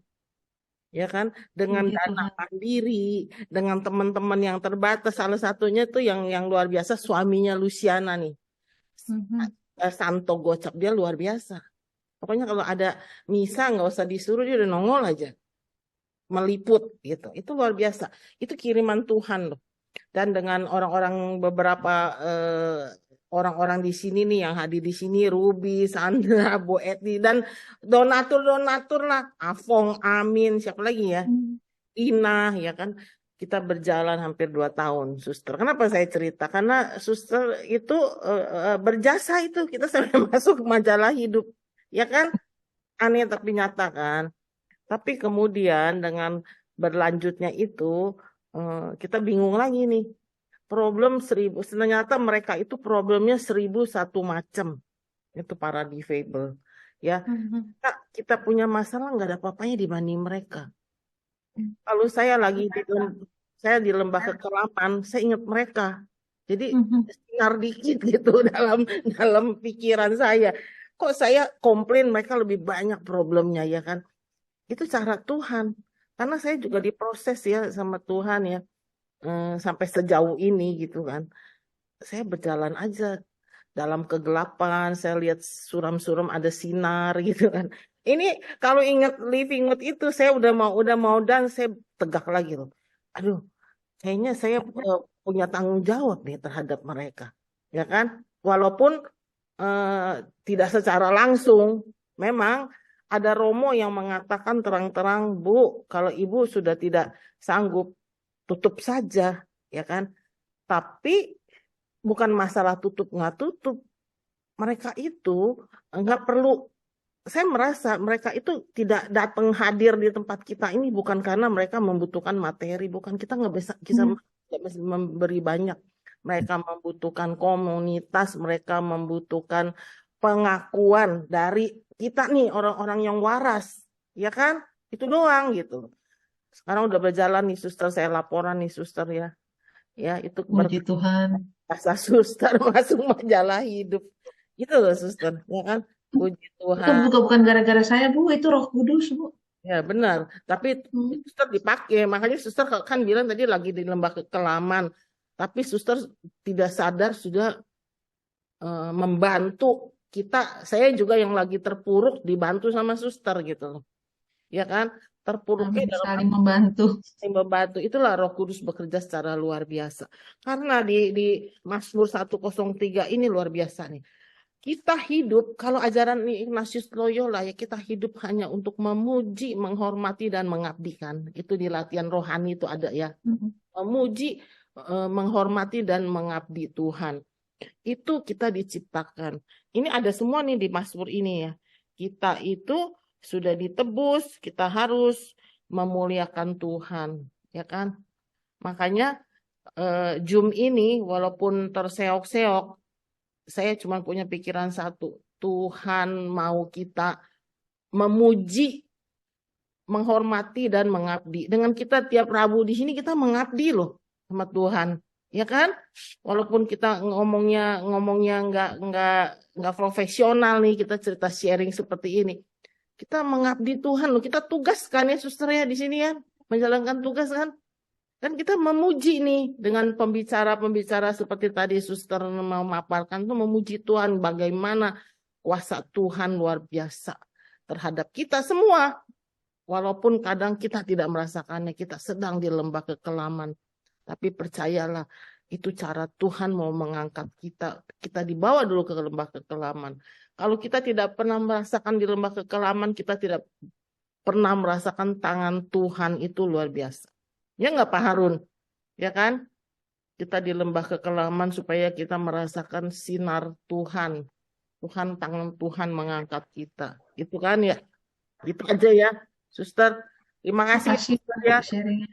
Nah, makanya di kesempatan ini saya berterima kasih sama suster yang telah dipakai oleh Roh Kudus untuk membantu sahabat-sahabat difabel kita gitu ya. Ya, suster ya, nanti kalau balik ke Indo, kita bareng-bareng ya, jarek sama mereka ya, suster ya. Iya. Terima kasih ya. Salam sama mereka ya, Bu. Ya, terima kasih. Bu Ros, jangan lupa dong Bu Ros, siapa yang membawa Suster Bene? Oh iya, benar. Bu Rini tuh, ada Bu Rini. Bu Rini ya. Waktu itu apa ya, saya tanya, saya lagi ada misa ya di sini ya, tiba-tiba si suster datang, ya kan? Tiba-tiba nongol lah pokoknya. Suster ini kayak angin ya, kayak Raja Wali ya, nongol kemana-mana gitu. Enggak, waktu itu Bu Rini yang bawa, Bu Rosita. Bu Rini kan jadi MC-nya BKSN. Dia yang memperkenalkan Suster Bene. Iya benar. Terima kasih ya Bu Rini ya. Suster Bene datang tiba-tiba nyelonong aja, saya lagi. Iya, macam jelangkung datang nggak diundang, pulang nggak di. Kata Suster Bene ditunggu di Vienna, Bu Rosita. Ditunggu di Vienna. Ya suster ya. Lagi jemur dolarnya kering, kita ke sana ya. Terima kasih ya Bu Rini ya, sudah memperkenalkan kita dengan Suster Bene. Suster Bene ini memberi inspirasi banyak kepada. Itu jalannya Roh Kudus, Bu Rosita. Mudah-mudahan nggak nyangka bisa kebetulan Bu Rini menawarkan, memperkenalkan. Bukan saya, benar Bu Lucy, Bu Rosita. Iya, Roh Kudus, Bu Rosita. Kita nih alat-alatnya. Hanya alatnya. Di sini kita tahu ya Roh Kudus luar biasa ya, melalui Bu Rini datang Suster Bene. Suster Bene begitu ketemu kita ngomongnya nyambung ya, kita berkaraoke ria ya, gitu tanya ya. Roh Kudus luar biasa. Itu ya teman-teman di sini yang berbeban berat, percayalah kalau tidak berbeban berat tidak merasakan tangan Tuhan menarik kita. Itu yang saya alami. Ya. Kalau berbeban berat ingat aja itu tadi si zaitun digiling, diperes begitu sampai hancurnya. Terus Raja Wali harus kehilangan kuku dan paruhnya yang tajam. Pokoknya ingat peristiwa-peristiwa itu. Ingat, kalau itu susah dibayangkan, yang paling gampang untuk konteks Indonesia, ingat aja itu kacang hijau ditaruh di tempat gelap biar bisa tumbuh. Kalau ngomongin olive mungkin terlalu jauh kalau di Indonesia. Saya nggak tahu ada pohon olive atau enggak. Jarang kali ya, atau nggak ada ya. Itu. Suster, tadi kan Suster ada cerita waktu Suster berada dalam titik paling rendah, itu Suster sampai berdoa nggak tahu mau minta apa. itu sama Iya, nggak dengan pasrah? Jadi udah nggak iya, mau minta udah, apa-apa, udah terserah iya, Tuhan deh. Ya, iya, seperti itu. iya. Karena sampai ketika berdoa mau mohon mau ngomong apa juga udah sampai udah nggak sanggup rasanya.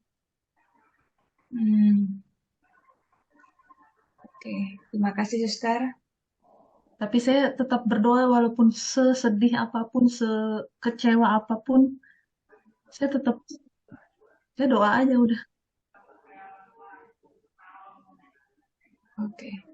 Ya, Karena terima kasih. kembali soal doa itu bukan semata-mata mengabulkan doa kita, Hmm. tapi doa itu juga untuk membersihkan kita sendiri. Kan ada perumpamaan yang diberikan oleh Anthony de Mello kan, bagaimana seseorang disuruh menimba air menggunakan keranjang yang kotor, ya kan? Dia ambil air dari satu tempat dan membawanya ke tempat lain, tapi kan belum sampai di tempatnya airnya udah keburu keluar dong, karena pakai keranjang kan banyak bolong-bolongnya, ya kan? Gitu. Jadi lain kalau pakai ember kan airnya keangkut semua. Tapi ini kalau pakai keranjang yang banyak celahnya, banyak bolongnya, bawa air yang airnya di perjalanan udah hilang duluan gitu, udah jatuh gitu sampai di tempatnya. Iya kalau masih ada yang kesisa gitu kan. Jadi si orang ini yang melakukan tugas ini menganggap ini seperti pekerjaan sia-sia. Ngapain saya disuruh ngambil air dari satu tempat ke tempat lain, sementara pakai keranjang gitu kan. Tapi oleh orang yang menyuruh dia untuk mengangkut air itu ditanya lagi, sekarang kamu lihat keranjang itu, gimana kondisinya? Baru dia sadar, iya tadinya awalnya keranjangnya kotor, tetapi setelah dipakai berkali-kali untuk mengambil air, walaupun air itu tidak terangkat, tapi keranjangnya sekarang jadi bersih. Sama ketika kita berdoa, seringkali kita sampai merasa putus asa, kok Tuhan saya sudah bertahun-tahun berdoa, udah segini setianya, kok permohonan saya tidak juga terkabul. Ingat, kita berdoa itu bukan untuk mengabulkan doa kita, permohonan kita. Karena kalau untuk mengabulkan permohonan kita, berarti kita sudah menjadi sutradara bagi Tuhan. Kita yang atur Tuhan, supaya apa yang terjadi itu menurut kehendak saya. Padahal doa yang baik adalah, yang terjadi itu biarlah yang menurut kehendak Tuhan, bukan kehendak saya. Tapi kalau dari perumpamaan yang diberikan oleh Anthony de Mello ini, doa yang kita lakukan terus-menerus, walaupun tidak terkabul, ya, tetapi itu sebetulnya ada hasil yang lain. Hati kita yang semakin tenang, hati kita yang semakin bersih, karena kita terus berdoa. Kadang kita nggak menyadari itu, doa-doa terus, kadang ada rasa marah kok nggak terkabul juga, kecewa. Tapi lama-lama akhirnya kalau itu dilakukan terus-menerus, lama-lama kita akan sampai pada titik yang pasrah, yang betul-betul percaya bahwa Tuhan, saya percaya apa yang Engkau kehendaki itu yang terbaik untuk hidup saya. Belum tentu apa yang saya inginkan ini adalah yang terbaik untuk hidup saya. Terima kasih, Suster. Sebuah statement yang sangat indah bahwa doa tidak harus selalu dikabulkan karena itu akan menjadikan kita sebagai sutradara, bukan Tuhan. Terima kasih, Suster. Masih ada yang sharing nggak? Lucy dong sharing dong. Gimana bisa memimpin EJ? Intinya sih sama, Bu, dengan seperti yang tadi baik Bu Eris ceritakan maupun Suster.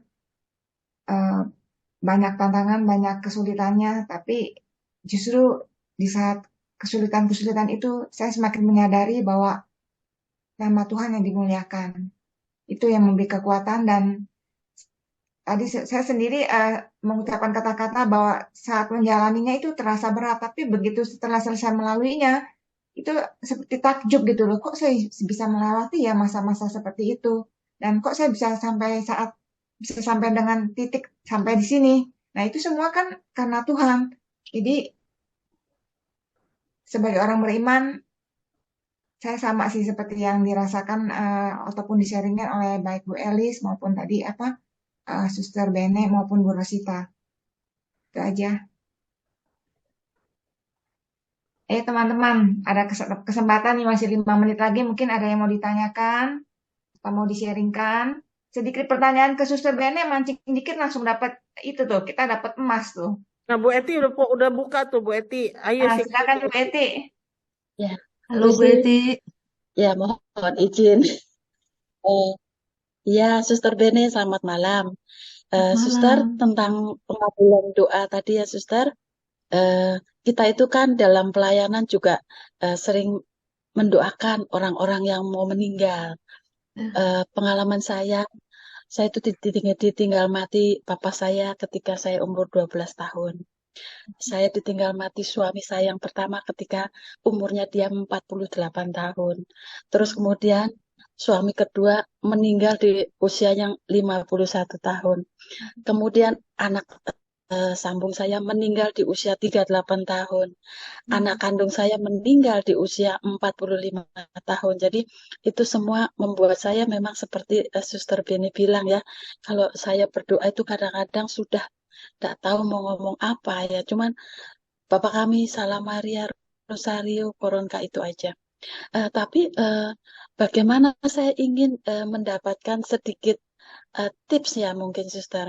Kalau mendoakan orang yang dalam sakratul maut, Suster. Itu pengalaman saya sebagai perawat, ada orang yang gampang meninggalnya, tapi ada yang susah banget, Suster.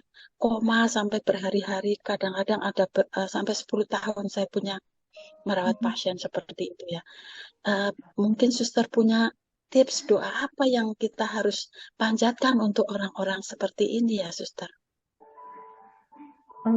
Ini, kadang kita tidak tahu bagaimana masa lalu si pasien ini, ya, yang dalam keadaan koma, yang dalam keadaan sakit berat, kita tidak pernah tahu apa yang masih dia simpan.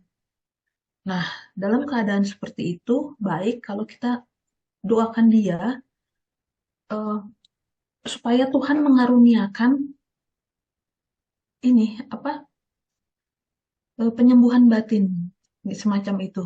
Jadi karena kita kan tidak tahu apa yang masih melekat dalam hatinya orang tersebut atau dalam pikirannya, sehingga memberatkan dia untuk meninggalkan dunia ini. Gitu. Nah, kita bisa doakan supaya Tuhan mengaruniakan orang tersebut untuk bisa melepaskan apa yang memang sudah seharusnya dia lepaskan saat itu. Gitu. Kan ada yang bilang begini, kalau Romo ini mendoakan, waduh itu kayaknya cepat sekali dia langsung pulang gitu. Tapi ada juga, saya punya teman Suster ya, dia memang seorang karismatik. Jadi kalau ketika mendoakan orang yang sedang dalam sakratul maut, itu doanya entah bagaimana Suster ya, itu benar-benar bisa terjadi bahwa si pasien, orang sakit ini bisa merasakan ketenangan, kedamaian, terus benar-benar cepat pulang loh, Suster. Nah, saya pengen tahu ini doanya seperti apa ya? Mungkin barangkali memang orang tersebut memiliki Punya karunia itu. karisma. Jadi Iya. kita harus cari orang-orang yang punya karisma, maksudnya, Suster. Ya, tidak juga. Tetap kan karisma utama kita ada pada Roh Kudus. Ya. Pada Allah sendiri ya kan gitu, bahwa orang-orang tertentu yang punya karisma dia juga memperoleh karisma itu kan dari Tuhan gitu. Tapi jangan kemudian jangan membuat kita jadi minder. Oh, jangan-jangan saya nggak punya karisma nih untuk mendoakan orang. Jangan, tetap percaya pada pertolongan Tuhan bahwa Tuhan yang akan melakukan itu semua gitu. Kalaupun misalnya katakanlah si A ini orang yang berkarisma ya, itu juga sebagai orang yang berkarisma juga akan baik kalau dia tidak menganggap bahwa itu karena kemampuannya dia. Iya, ya memang Ya, sih. itu. Jadi Bahwa apapun semua yang doa kita, pokoknya kita mohon kehendak Tuhan yang terbaik yang terjadi gitu, Suster ya. Makanya Ya. menurut saya ya, sekarang mumpung kita masih sehat, kita mesti belajar melepaskan, ya kan? Nah, jangan sampai kita udah tergeletak, kita mengharapkan orang yang doa buat kita, kita nggak lepas-lepas ya. Saya lagi belajar terus nih, Suster, melepaskan keterikatan. Dan ada satu ayat yang benar-benar membuat saya kaget. Kejadian 3 ayat 5. Apa? Kita ingin seperti Allah. Ya kan? Kita ingin seperti Allah. Saya merenungkan kok saya dapat ya ayat ini ya. Itu kan yang terjadi sama dosa awal. Adam dan Hawa. Mereka ingin seperti Allah kan, ditipu sama setan bahwa Allah bilang kan, setan luar biasa loh. Setan bilang, kan Allah bilang ya, lu nggak boleh makan buah-buah yang di sini ya. Terus si Hawa dengan polosnya, oh bukan, yang Allah bilang cuma ini, 2 pohon ini yang saya tidak boleh makan buahnya. Yang satu buah kehidupan itu, yang satu lagi buah untuk seperti Allah mengetahui yang baik dan buruk. Nah itu dosa diturunkan kepada kita. Itu yang harus kita lepaskan. Dalam doa-doa kita atau dalam kehidupan kita, kita selalu ingin seperti Allah. Makanya saya lagi belajar untuk melepaskan supaya kalau mati itu gampang, ya kan? Cuman kita mati gampang, orang sekitar kita yang kaget ya Bu Eti. Saya boros. Karena kemarin 2 hari yang lalu ada orang WhatsApp saya, teman lama, ya kan? Rosita, are you okay? Kenapa? Dia mimpi saya meninggal loh. Ya kan? Jadi saya lagi bertanya sama Tuhan, kalau memang waktu saya sudah sampai, jangan sampai itulah sebelum saya selesai melepaskan, jangan dibawa dulu. Nanti orang tiap hari doain saya untuk melepaskan, kan repot. Ya kan? Merepotkan Romo-Romo tiap hari datang untuk melepaskan. Jadi kita belajar untuk melepaskan keterikatan kita selama kita masih sehat walafiat. Ya enggak, Suster? Betul, dan melepaskan itu kita mulai juga dari sesuatu yang material ya. Kalau kita belum bisa melepaskan dari yang ngerasa, kita mulai dari yang materi. Misalnya, oke, saya punya sepatu, tapi berapa sih yang saya butuh sebetulnya? Ya kan? Seringkali kita punya barang tuh terlalu banyak, bukan yang kita butuh, yang kita mau aja. Gitu. Itu ya. Ya, betul, Esther. Harus berani melepas Iya, metode Ignatian. Ya, Esther. betul. Lepas sepatu dulu ya, Suster. Waduh, itu pikiran buat saya, sepatu saya banyak, Suster. Kayak Imelda Marcos, sepatunya banyak. Iya, contohnya tuh maksudnya dari apa yang kelihatan, yang material dulu gitu misalnya. Kadang kan kita gini ya itu akhirnya misalnya di rumah atau di kamar terlalu banyak barang ya karena kita senang menumpuk barang. Ah sayang nggak kalau ini dibuang, ah sayang kalau dikasih ke orang lain, ah sayang kalau ngerasa udah pemilik itu terus jadi punya keterikatan dengan benda tersebut, ya kan? Gitu. Terima kasih, Suster. Ya, kita belajar ya melepaskan barang-barang materi dulu, baru melepaskan apa yang menjadi beban kita ya. Nomor Ya, satu, ya. nggak mudah memang, nggak mudah Bu Eti. Satu-satunya yang boleh selalu terikat sama kita adalah iman kita, Allah kita sendiri. Itu yang jangan sampai dilepas. Ya. Ya, Ya. kalau yang materi-materi kehilangan nggak apa-apa, kita lepas nggak apa-apa. Tapi iman kita itu yang jangan kita lepas. Betul.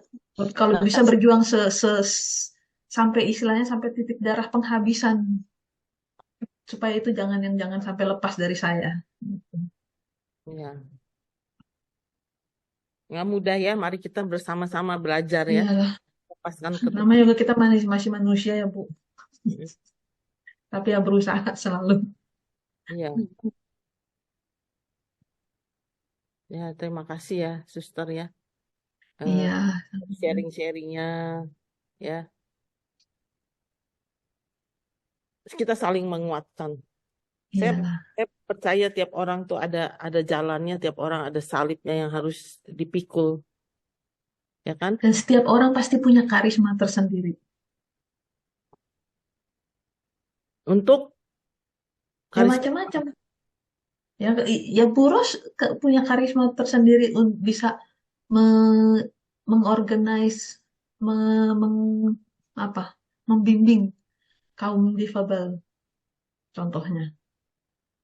Ibu Eti punya karunia untuk mendampingi orang-orang sakit. Betul. Setiap dari kita pasti ada. Kan tertulis di surat Paulus, berbeda-beda karunia, tubuh. tapi satu ya, roh. Di Korintus ada tuh. Nah itu ahlinya kitab suci. Kalau saya malah nggak hafal itu di surat yang mana. Kita tiap talk show begini saling tukar pikiran ya, bagus juga ya. Nanti kita undang lagi ya Suster Bene ya. Ya, Ya Pak Harun ya. ya Makasih setuju. ya Bu Eti sharingnya. Asih Saudaranya Lucy. mau ke Indonesia loh Bu Rosita. Ya, silakan Yes. welcome. Ditunggu. Nggak usah tinggal, di Boros Tanah aja ke Vienna. Nggak usah tinggal di Tanah Abang, tinggal di Kelapa Gading aja. Kita ada Iya, ya nanti kita kunjungi Suster Bene ya. Ada waktunya ya, Suster ya. Heeh. Terima kasih ya, Suster. Saya Sama-sama. lagi ke Lucy. Oke, terima kasih atas tambahan sharing dari Suster Bene, di mana tadi saya mendapatkan lagi sebuah kalimat yang merupakan saya anggap sebagai statement akhir ya dari Suster bahwa apapun boleh kita lepaskan kecuali iman kita. Statement akhir itu kita anggap sebagai penutup pemaparan dari Suster Bene. Dan sebelum kita akhiri, yang akan dipimpin oleh Bu Yunita. Silakan Bu. Ayo, selamat malam teman-teman. Mari kita tutup dengan doa. Dalam nama Bapa dan Putra dan Roh Kudus. Amin. Amin. Allah Bapa yang Maha Baik, puji syukur dan terima kasih untuk penyertaan-Mu sepanjang hari ini. Teristimewa untuk acara bekal yang baru saja kami dengarkan bersama Suster Bene. Sebagian sabda-Mu telah kami dengar yang telah disampaikan dengan begitu indah oleh Suster Bene. Ya Tuhan, semoga sabda-Mu yang kami dengar boleh kami renungkan dengan sungguh-sungguh. Melalui kebangkitan-Mu, kami selalu memperoleh kekuatan dan harapan, terutama saat kami menghadapi masa-masa sulit yang seringkali harus kami lalui dalam kehidupan kami sehari-hari. Juga lewat kisah-kisah yang disampaikan Suster, lewat sharing teman-teman, kami juga semakin dikuatkan untuk bisa menjalin relasi yang lebih dekat dengan-Mu, Sang Sumber kehidupan, Sang Terang, yang selalu memberi harapan-harapan baru bagi kami. Sebentar kami akan berpisah dari ruang Zoom ini. Kami hendak beristirahat, semoga Tuhan menyertai istirahat kami, dan besok kami boleh kembali bangun dengan sehat, dan dapat melakukan aktivitas dan menyongsong berkat-berkat yang telah Kau siapkan bagi kami. Inilah doa kami yang tidak sempurna, yang kami sampaikan dengan perantaraan Putra-Mu yang terkasih, Tuhan kami Yesus Kristus, yang hidup dan berkuasa kini dan sepanjang masa. Amin. Amin. Dalam nama Bapa dan Putra dan Roh Kudus. Amin. Amin.